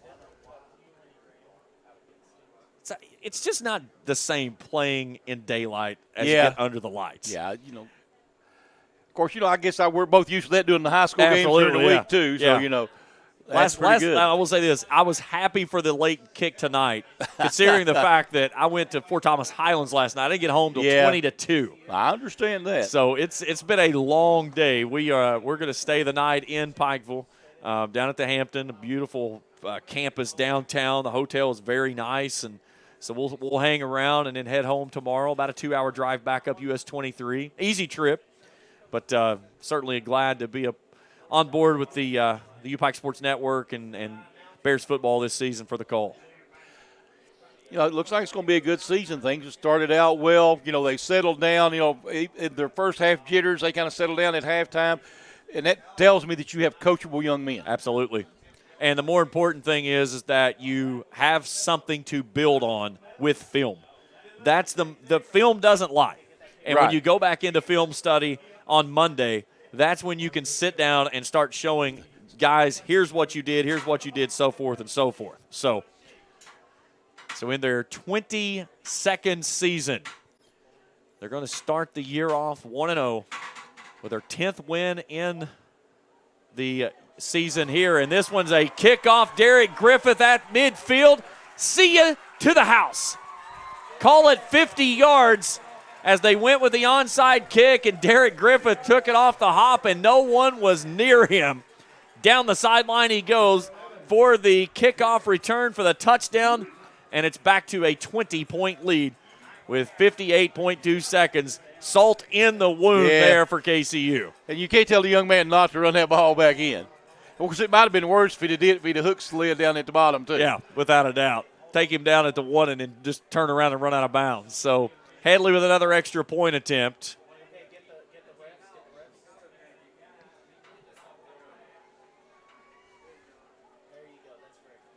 Ball is down, kick is up, and is good. 54-33. So after the first two mistakes on the kicking game, he settled down, kicking the ball well now. Kentucky looks poised to pull off a win in the Swamp. They lead 23-16. They've got the ball with 1:38 to go in the ball game. Leading number 12, Florida, down in Gainesville. And it's first and goal, too, it says. That's huge. Yeah. Florida had to go for it deep in their own territory and came up on a 4th down conversion try and empty. More importantly, UK doing this without their starting tailback. Yes. But, and a hoss at that, yes, too. Will Levis, 13 of 24 for 202 yards and a touchdown today. Smoke steps in the substitute role, 14 carries for 80 yards. That's a respectable day right there against Florida. Against Florida, that's a really good day. So a big start for the Cats if they hang on, 2-0, and more importantly, an SEC road win to open up their 22 campaign. Two big upsets today in top 25 action. Both teams pulling the upsets out of the Sun Belt. Appy State does it again. They go to College Station and knock off number 6 Texas A&M 17-14. Marshall goes to number 8 Notre Dame and upsets the Irish in South Bend. And one of the arguably the biggest win in program history. Not the highest ranked team that they've ever beaten. They beat a number 6 ranked Kansas State team. And now Richmond Sims fumbles the ball, picks it back up, and gets leveled after he crosses the 15-yard line. That's all you can say. I mean, he came in, we've got to bear her down, too. Yeah, and he's the one that made the tackle. I'm still trying to see the number. I believe it's McGowan. He's still lying there. He's kind of moving around a little bit. The athletic training staff coming over to attend to him. He's had a good game tonight, too. Yeah, he has. But I think you could give out game balls to every player on the defensive side of things. Up front, the defensive line has been stellar. Myson Livingston, Ben Tate, Matthew Horn, Seth Lindsay. We've called those names all night long. From the linebackers, Jonathan Morton, Anthony Grant, Travion Pope, Jaquez Russ. They've been stellar there. The second level, Cameron Miller, McGowan has been there. Brett Coleman with the 2 interceptions. Seneca Fuller's come out of the safety position, made a couple of big stops in the backfield. I mean, there's great pieces with depth. And I think that's the one thing that Coach Phipps likes the most is that he has the bodies to roll in and out.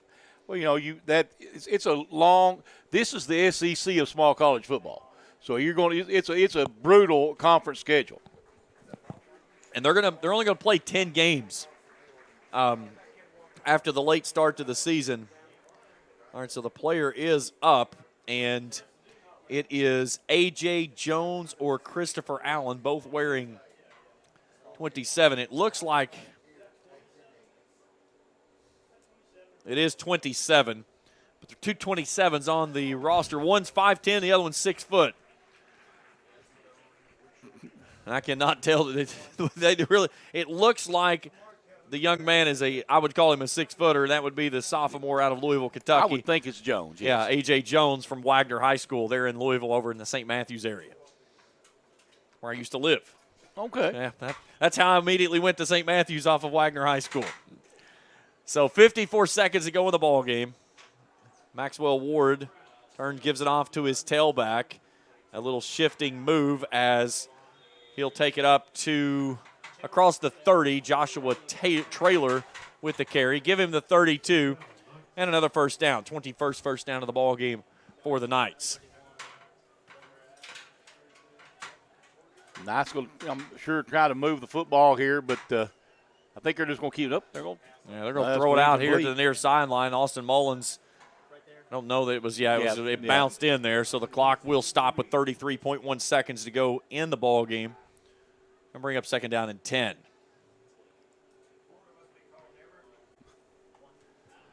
May wait and see what the final in that game is. Hear them talking about them calling timeouts. UK just banged through a field goal. They lead it by 10. 26-16 down in Gainesville. Cats are going to go to 2-0 on the season. Is it still a basketball school? Should I say that out loud? Well, I don't know. You know, that's talk about some salt. How you want to look at it, yeah. That's right. Pistol look now, handoff Traylor. Traylor stutter step, going to the right, looking for a sweep. Lowers his shoulder, pushes the pile forward on a big hit as he makes the pop there on Cameron Miller. 20 seconds ago on what should be the final play of the game if KCU wants to snap it one more time, which it appears that they will, as they've got the football at the 34. So one final play, the blackout game, a victorious one for the Bears. And the 22 season opens up with a nice win here at home. Traylor right up the gut. He stood up there, and KCU will fall tonight as UPIKE puts up 35 in the fourth quarter, and they knock off the KCU Knights by a final score of 54-33.